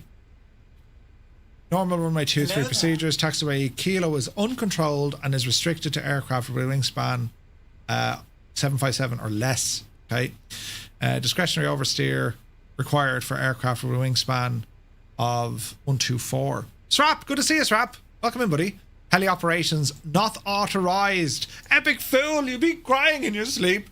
Heli operations are not authorized at this airport. Isn't that mad?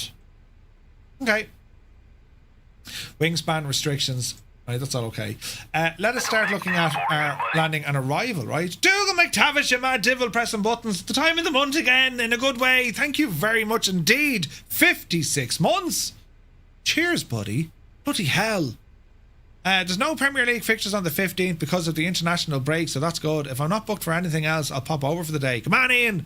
Ian, look out. Check out the Eventbrite page. You'll see it all on our Discord. But there will be merchandise for those who show. We've some stuff to give away. Right. Our star. Our arrival. So we're planning the Ling 3 arrival, and it's 3-3 right, in which we could go for an ILS. Now, where is our transition going to be? Our transition is going to be Wozy.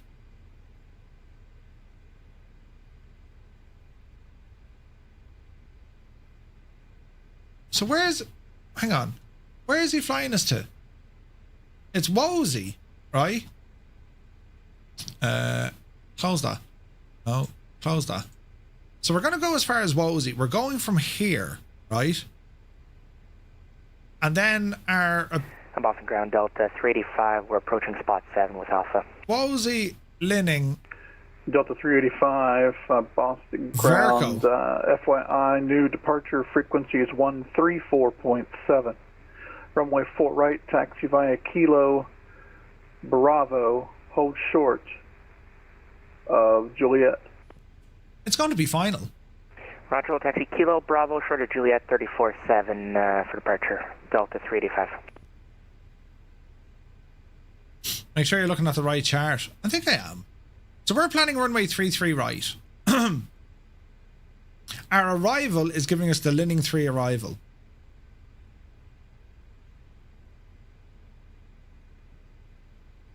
We'll keep that there if we need... If they change the runway, unlikely, right? So get that out of there. I don't need that fella. Unpin. How do you unpin him?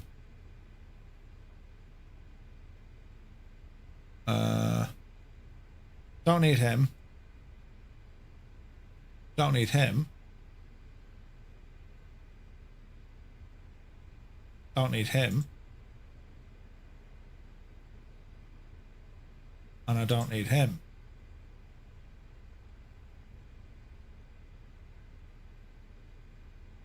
Unpin. Unpin.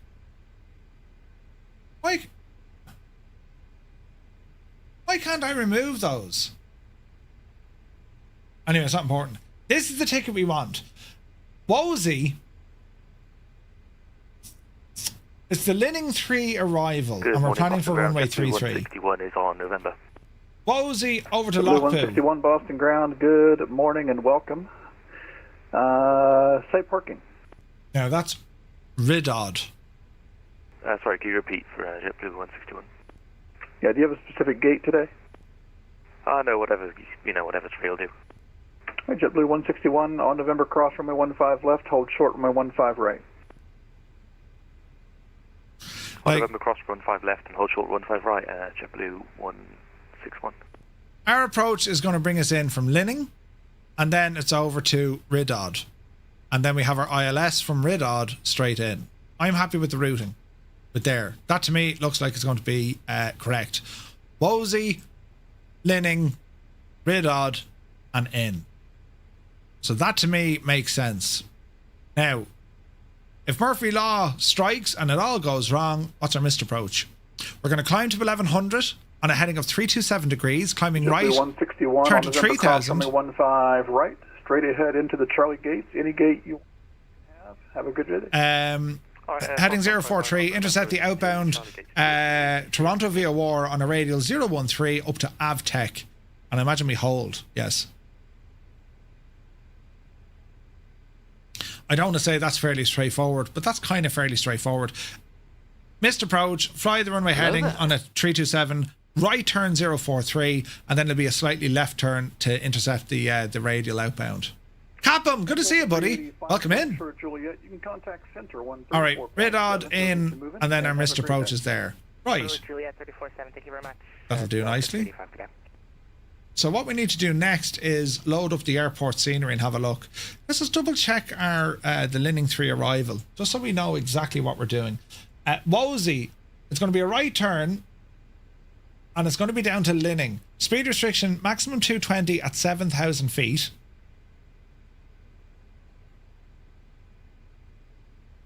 There's a hold at both of these as well, look. Interesting. Let's see here now. Wozy, Linning, and then we're coming in this way. Ridod because it's 3-3 right. It'd be ICMEX if it was 3-3 left. Yeah? And they're both on a heading of 327 degrees. Capum, hope you're well, buddy. You're very welcome in. Happy Thursday. Are you all excited for the weekend? Right, so that works. That works. So if we look at our overall routing then, it'll be out of Boston. The departure's fairly straightforward. We're saying stop climb at 5,000 feet and then a straight across. This is our cruise phase. We get to Wozy, top of drop will be here, and then we'll ramble in by Iston, Linning, Murky, Ridod, in. Worst case scenario, we have to go missed approach. We'll carry on the runway heading with a right turn, then slightly left on the 014 radial, and that's going to park us up at Avtech. And then ATC will vector us back in from there. If we don't have ATC coverage, we'll do it ourselves. We'll be talking to the lads, right? Now, turn off half of this stuff you don't need. Turn off that. Because that's what I want to be looking for. So what I'm going to do in the meantime, what I'm going to do is something similar over on my Garmin pilot, and we're going to double check versus Garmin, right? So we are going to do an origin. It's going to be KBOS, and it's going to be over to Toronto, and we'll start putting in our route information. It's going to be via Highland.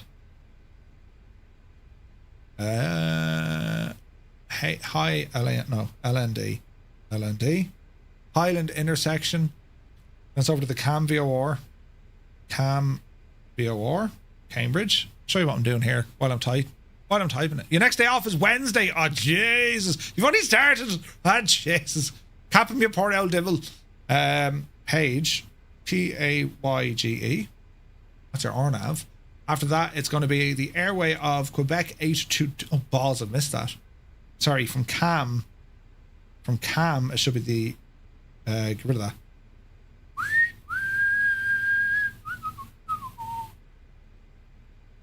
How do we get rid of that? Activate, replace, remove.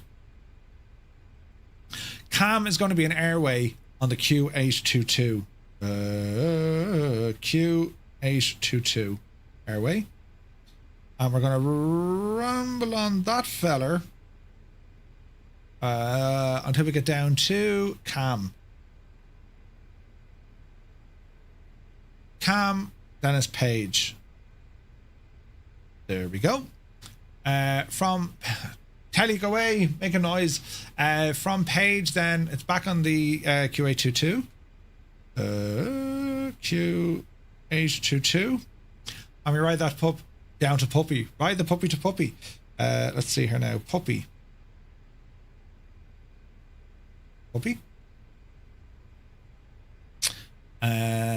Actually, it's Gons we go to. It's Gons, isn't it? So then we ride the A22 to Gons. QH22 to Gons. Dish. So from Gons direct Wozy. WOZE. There we go. That look right? That looks right. Lovely. So our departure. Select departure. So we're planning on the Highland 7 departure, runway 4 right via Highland, and our arrival is going to be the Ling 3 arrival via Wozy, runway 33 right. There we go. Let us create that. Bring this guy down, and now we'll have a look at the whole shebang over on Garmin just to see what the differences are going to be. All right, so let's activate this. And this, friends, is how it's going to look later on. Let's turn off the terrain so we can actually see what we're looking at. So this is how it's going to look using Garmin. So there's a departure out of Boston, right? And we go in and look at the charts. Boston, there's our departure. That's what I love about Garmin. See the way it has all these smart charts? That's all I care about. These are my waypoints. It disappears everything else. Isn't that only brilliant? So Highland, that's all grand. Let me see, that's the departure, and then it comes back into our arrival phase as we tip across. So there's Highland, there's the Cambridge VOR, there's Page, Puppy, Gozy, or Gonzi, all the way to Wozy. There's Wozy, which is directly over KBOS, interesting. Right turn then, this is on our arrival, there's Linning, it's the Linning 3, and then it's going to be the ILS approach from Ridod onto 33 right. Deadly, right? I am happy with that, friends. So that is our Garmin plan of attack. So that's going to back us up just so we're monitoring things, right? So the next thing we're going to do is we are going to disconnect from the VATSIM because we're going to go move now to the next airport, and let's check out Toronto. So we know everything's working in Boston because, well, we flew into Boston last week, right? So now we need to load ourselves into Pearson. CYYZ.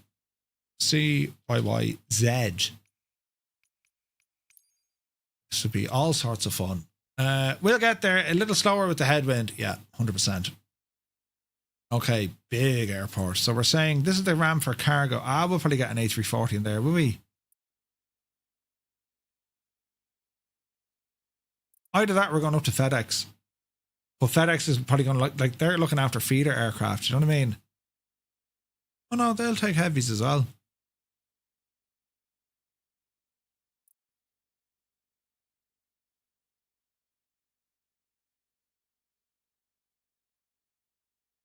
General cargo or FedEx? I think we'll go up to FedEx for the crack, will we? We'll go to FedEx. Right. Let's make sure all is okay, which it is. And let's check out the scenery.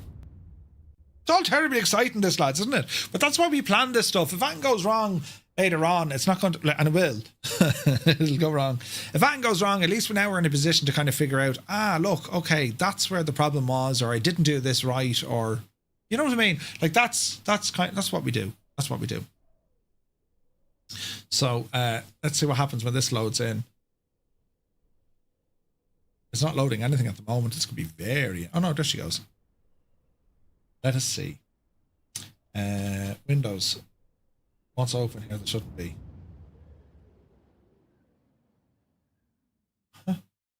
Huh. Okay, size looks pretty okay. Dwayne, good to see you, buddy. I'm going to try and be on Boston ground for your flight this afternoon. Dwayne, thank you very much indeed. That'd be awesome, bud. Cheers. Appreciate it, man. We always get fantastic coverage in Boston. Like, the lads are just 100%. They really, really are. Right, let's get some power into this machine while we're sitting here. Ground equipment, toggle the ramp. And battery 1, 2 on.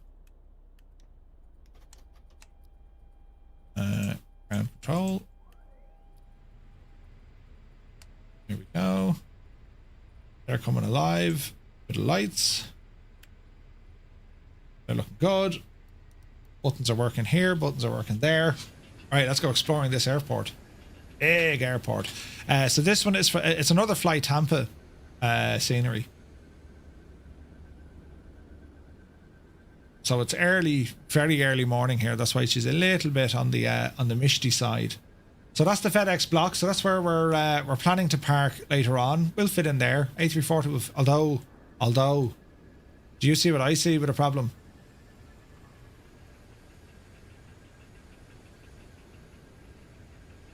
Right, we'll have to watch that. Because the wingspan trying to get in there is going to be all sorts of crack, isn't it? Yeah, it just is. So let's go down and have a look at where the main cargo hub is. Yeah, the lampposts. That's going to be a problem. It'll be fine. Probably. Look, there's lashings of space in here. Yeah. Right, I'd say it'd be safer coming over here. Sure, DB Schenker, so they'd be grand. Schenker would be grand to deal with. Or Air Canada cargo. Sure, even better again. Right, so we've no real worries here. It's much wider. There's no lamppost to worry about. So, sod FedEx, we're going to go into the main cargo ramp. Alright? What else do we have here now? So, all look very nice. Beautiful airport. It's huge. It's huge. The main terminals don't... Fly Tampa do great stuff, don't they? Man, look at this place. Jesus. No people from what I can see.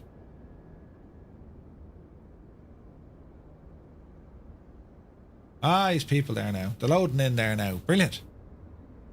Maple syrup. Oh, good man. I need to get maple syrup. Where will I get maple syrup, lads? I'll get it down the shops, I suppose. Who's your one? Is she walking and gone mad, look? I told them, if they don't come down here at 3 o'clock, I'm going to burst the head of them. I did. I told them. Yeah, and they told me to shag off as well. She's flat out on the phone. Right. Jesus, look at the state of this place. We got photo... Oh, big stutter. We got loads of photogrammetry. Right, but let's move around the scenery like a man possessed, because that's going to pre-cache everything for me. You know what I mean?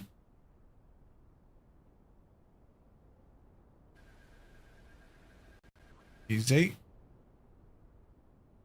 We're trying to pre-crash the area. That's what we're doing. It's heavy on the frames. But the weather isn't helping us. Sure it's not. Right, that's better. Let everything load in. Do you know? So, oh, it's all photogrammetry. My internet connection on my feed in this.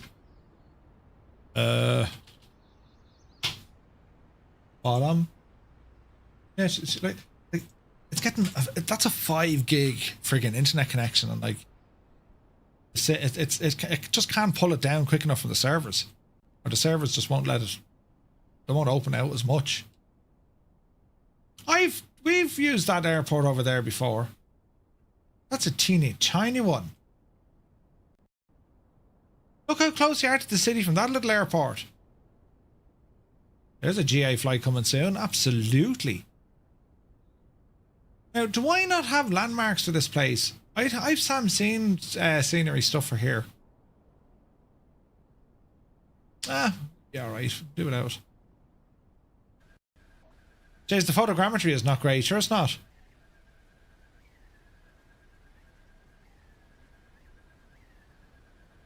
Oh yeah, photogrammetry not great here at all. That's 3D. Sorta. So the data they got for Canada, like, it's okay at altitude, but you get any way closer to it at all, it's not great at all. Sure it's not. The craziest part of Toronto was that it's known to take 3 hours of driving to pass through due to heavy congestion. Really? Trevor says, am I from Galway? No, I'm not from Galway. It is old photogrammetry, to be fair. I'm a little bit nervous about all the stutters.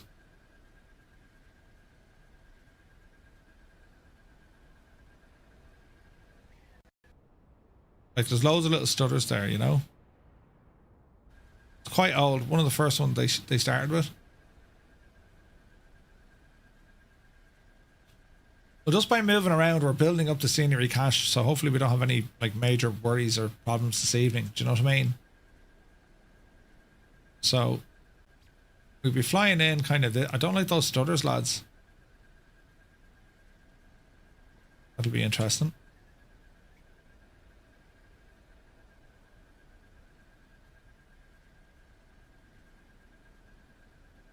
And then we'll be coming in. What did we say? 3-3 right, wouldn't it?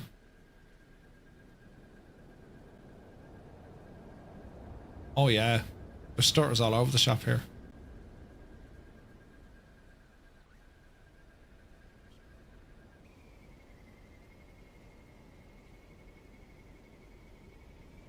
We could be lucky.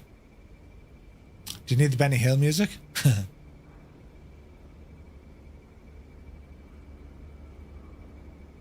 Yeah, see the stutters right before touchdown?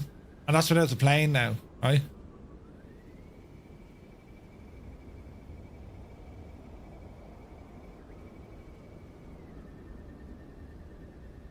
Loads of little stutters here. Now this will help, doing what we're doing now, this is going to help us later on because it's going to cache this area, you know what I mean? Right, so we're not going to bother park at FedEx. Our plan is we'll need to be vacating. It doesn't matter where we vacate. We need to get our ass back onto that taxiway. Do you know?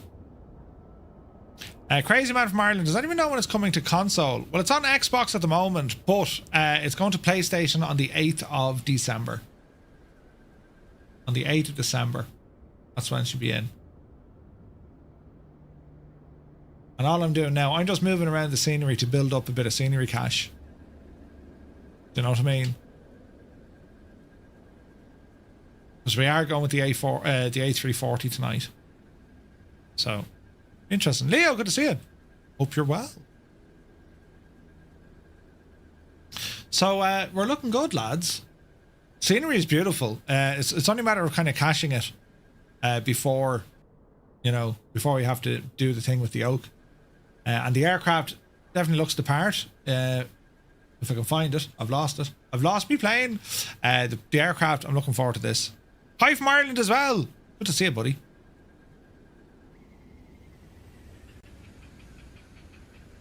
So a couple of little stutters here and there, but I'm not overly worried. I'm not overly worried. I'm looking forward to this flight though. Like genuinely looking forward to this flight. It'll be a lot of fun. Now, is there any ATC up this neck of the woods at the moment? VATSIM radar. So KBOS, Boston, up there. Boston has a bit of life on it at the moment. Boston Centre's on. Good stuff. Who'll be that now? 789. This is a big old airport, lads, isn't it? I'm looking forward to this, like taking the 340 up for a spin, which I haven't done yet. So in terms of like, you know, getting ourselves up and running and seeing what we'd be doing, I'll make sure the sim is restarted. Like, don't forget, we've just done a flight. Usually I restart the sim after a flight. It clears out all the crap, you know. But settings now for this machine. Let me see. So that's climb, flex, toga, reverse. Okay, so that works. That's a good sign. Rudders, tiller, that works. Grand. What else do we need to know about this machine? That's about it, I say, isn't it? 340 is good. Watch out for the capture. It can miss even when below. Okay. Off-screen terrain, cache to high or medium can help. Yeah, 100%. You're down in Cork, man, yourself. Yeah, it's performance-wise, it'll be fine. We just, you know, we'll give it a good kind of rinse out later on. So, yeah, no, I'm looking forward to it. It's a big ass plane, but it's a cool plane. I really like this airplane, only because it's of that vintage. It's not old and it's not new, and you know, it's if you're comfortable enough with a 330, you're not going to get caught out too much with this guy, you know. Just remember, if you are going for like opening doors and stuff outside, and you're not running the APU, you're on the hydraulics, you're going to need those as well. So kick off for this flight this evening, guys. It's in about 5 hours time. We're going to be starting at 1900 Zulu time, which is 8 o'clock in Ireland and in the UK, and it's going to be a flight from Boston up to Toronto. We're using the VATSIM network, so we are flying online using air traffic control as real as we can get it. But it should be a lot of fun. Block time in this aircraft, 1 hour 45. The winds against us, that'll be interesting. So, you know, we'll see what happens. In terms of systems of the aircraft, I'm not going to delve too much into it. We've a bit of time in the cruise to mess around, but because we have options from, you know, when you look at Airbus, in particular when you look at you know, this family, they're all very, very similar, you know. So we should be grand. This aircraft is designed for a 5090, says Pratt. It's the ES1 for Awesome. This is the ES1.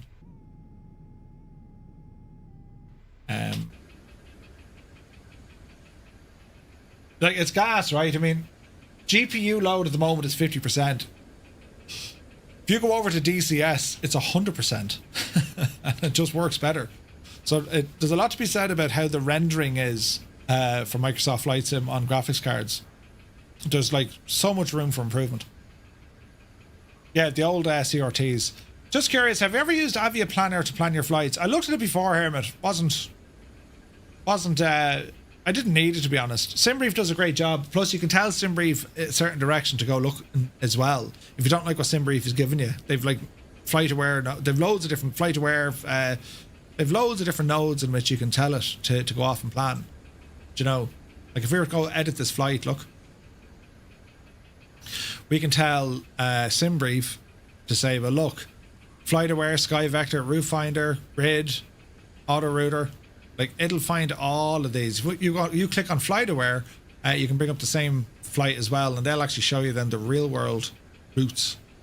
And if you have a look to see where these are coming from, see these plans here? They're telling you that these were real world routes that were used. Or you can, they're suggested, if you view all the routes, These are all real world and then used by previous users. So you really get a good idea. So the one that we're doing, if we click on that real world route, the route is being sourced directly from the database of real world flights. So it's you can really kind of go to town on what SimBrief can feed you. It's very good. It's friggin' awesome is what it is, do you know? But anyway, loads of fun, lads. I'm looking forward to this flight tonight. We have a Garmin pilot setting up as standby. That's going to help us out during the cruise as well. And we'll be live streaming this, as I said, in about 5 hours' time. So I want to thank you all so very much for tuning in today. Oh wait, hang on. How's Douglas getting on?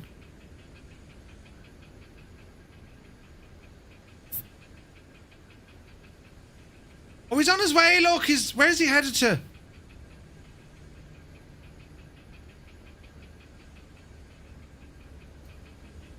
From to. Oh wait, hang on. Uh-oh. Have I broke on air? Rip, Johnny's here. Good to see you, Rip.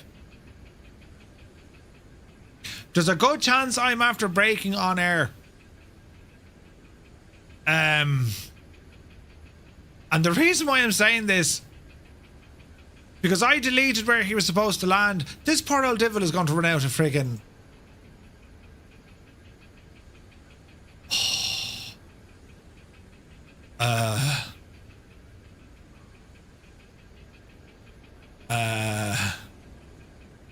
How do we fix this now?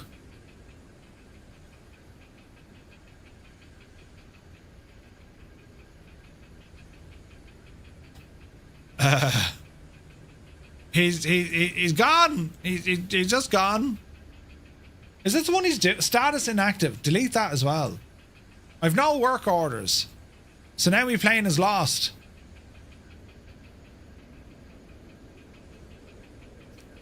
I think I'm after breaking it. Manage the flight. Flying. Manage them. Work orders. It knew he was doing a flight. Delete all completed work orders. Oh, balls. Yeah, I'm after breaking this. Right. Don't panic. We need to get Douglas back. How do we fix this? Oh, that's the airplane.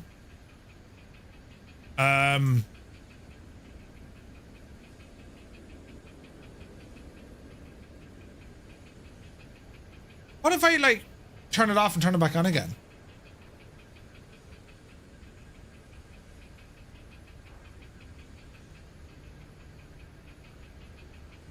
Create a work order to the nearest airport.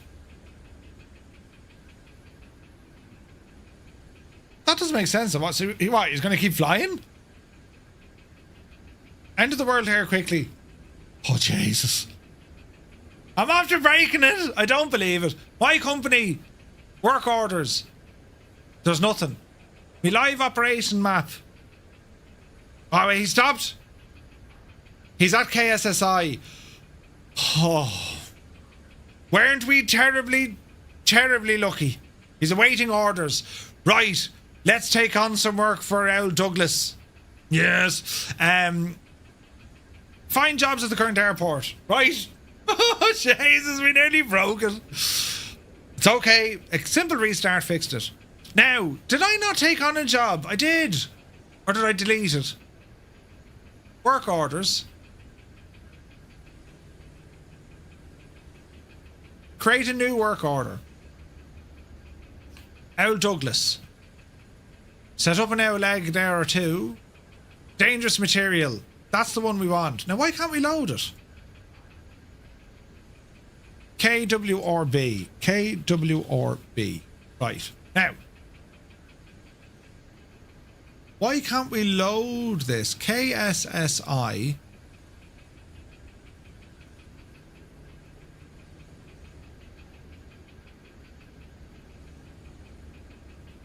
So why? Dangerous material. So we still can't load it. So does that mean poor old Douglas doesn't have that? I reckon so. I reckon so. So I need to delete that job.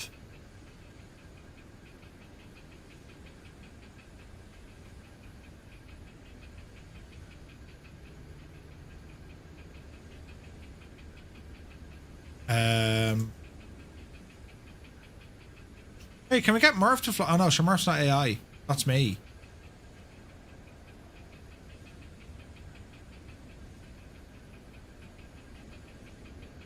Go to pending orders and delete.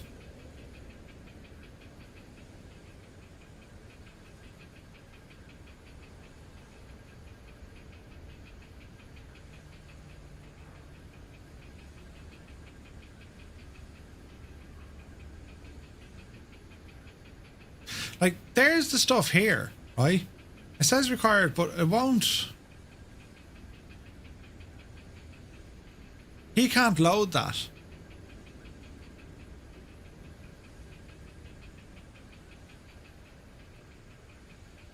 Where do we see the pending orders? 7 days. This job cannot be flown by an AI pilot. Well, the curse of the 7... Right, now we know what it is. How do I release that so? I need to delete that. I need to delete the work order. I need to delete the job. I could fly it myself. Yeah. And there now. Pending. We're going to delete that. Good luck to you.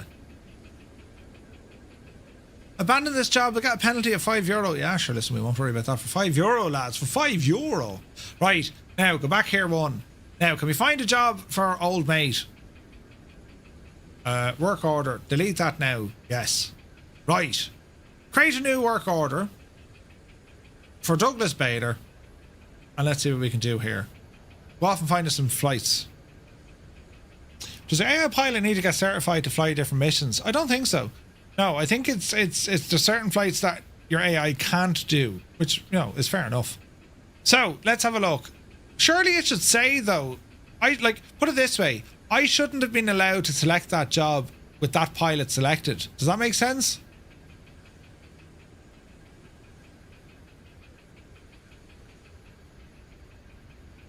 So I need to look into that. You know. Anyway, let's say 29,000, no, 11,000. Here's passengers. One leg.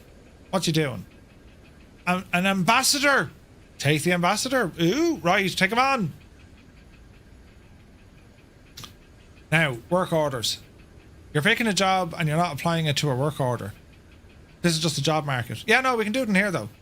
So KSSI, right? And we're going to say, set my legs, and here's my job flight here. So we're going to load that and load that. Yeah. And range by that and activate. There he goes. He's now off to do his flight. Brilliant. Yes, but that is why you could pick the job for human only. Oh, right. Okay. Well, Douglas has a mission and he's going off to earn his money. That's all we need to worry about, lads. He's on a mission. He's to go down here, look. He's having the crack in Florida, isn't he? He's having the crack in Florida. Right, we'll leave Douglas do his thing and we'll leave this do its thing. And yes, I'll be back then in a couple of hours when all will be absolutely perfectly well. There'll be no worries and nothing will go wrong. Everything, in fact, will go exactly according to plan. Right, it'll be grand, totally fine. Lads, thank you all so very much indeed for tuning in, and we'll see you back here, hopefully, in just a few hours. Till then, you take care.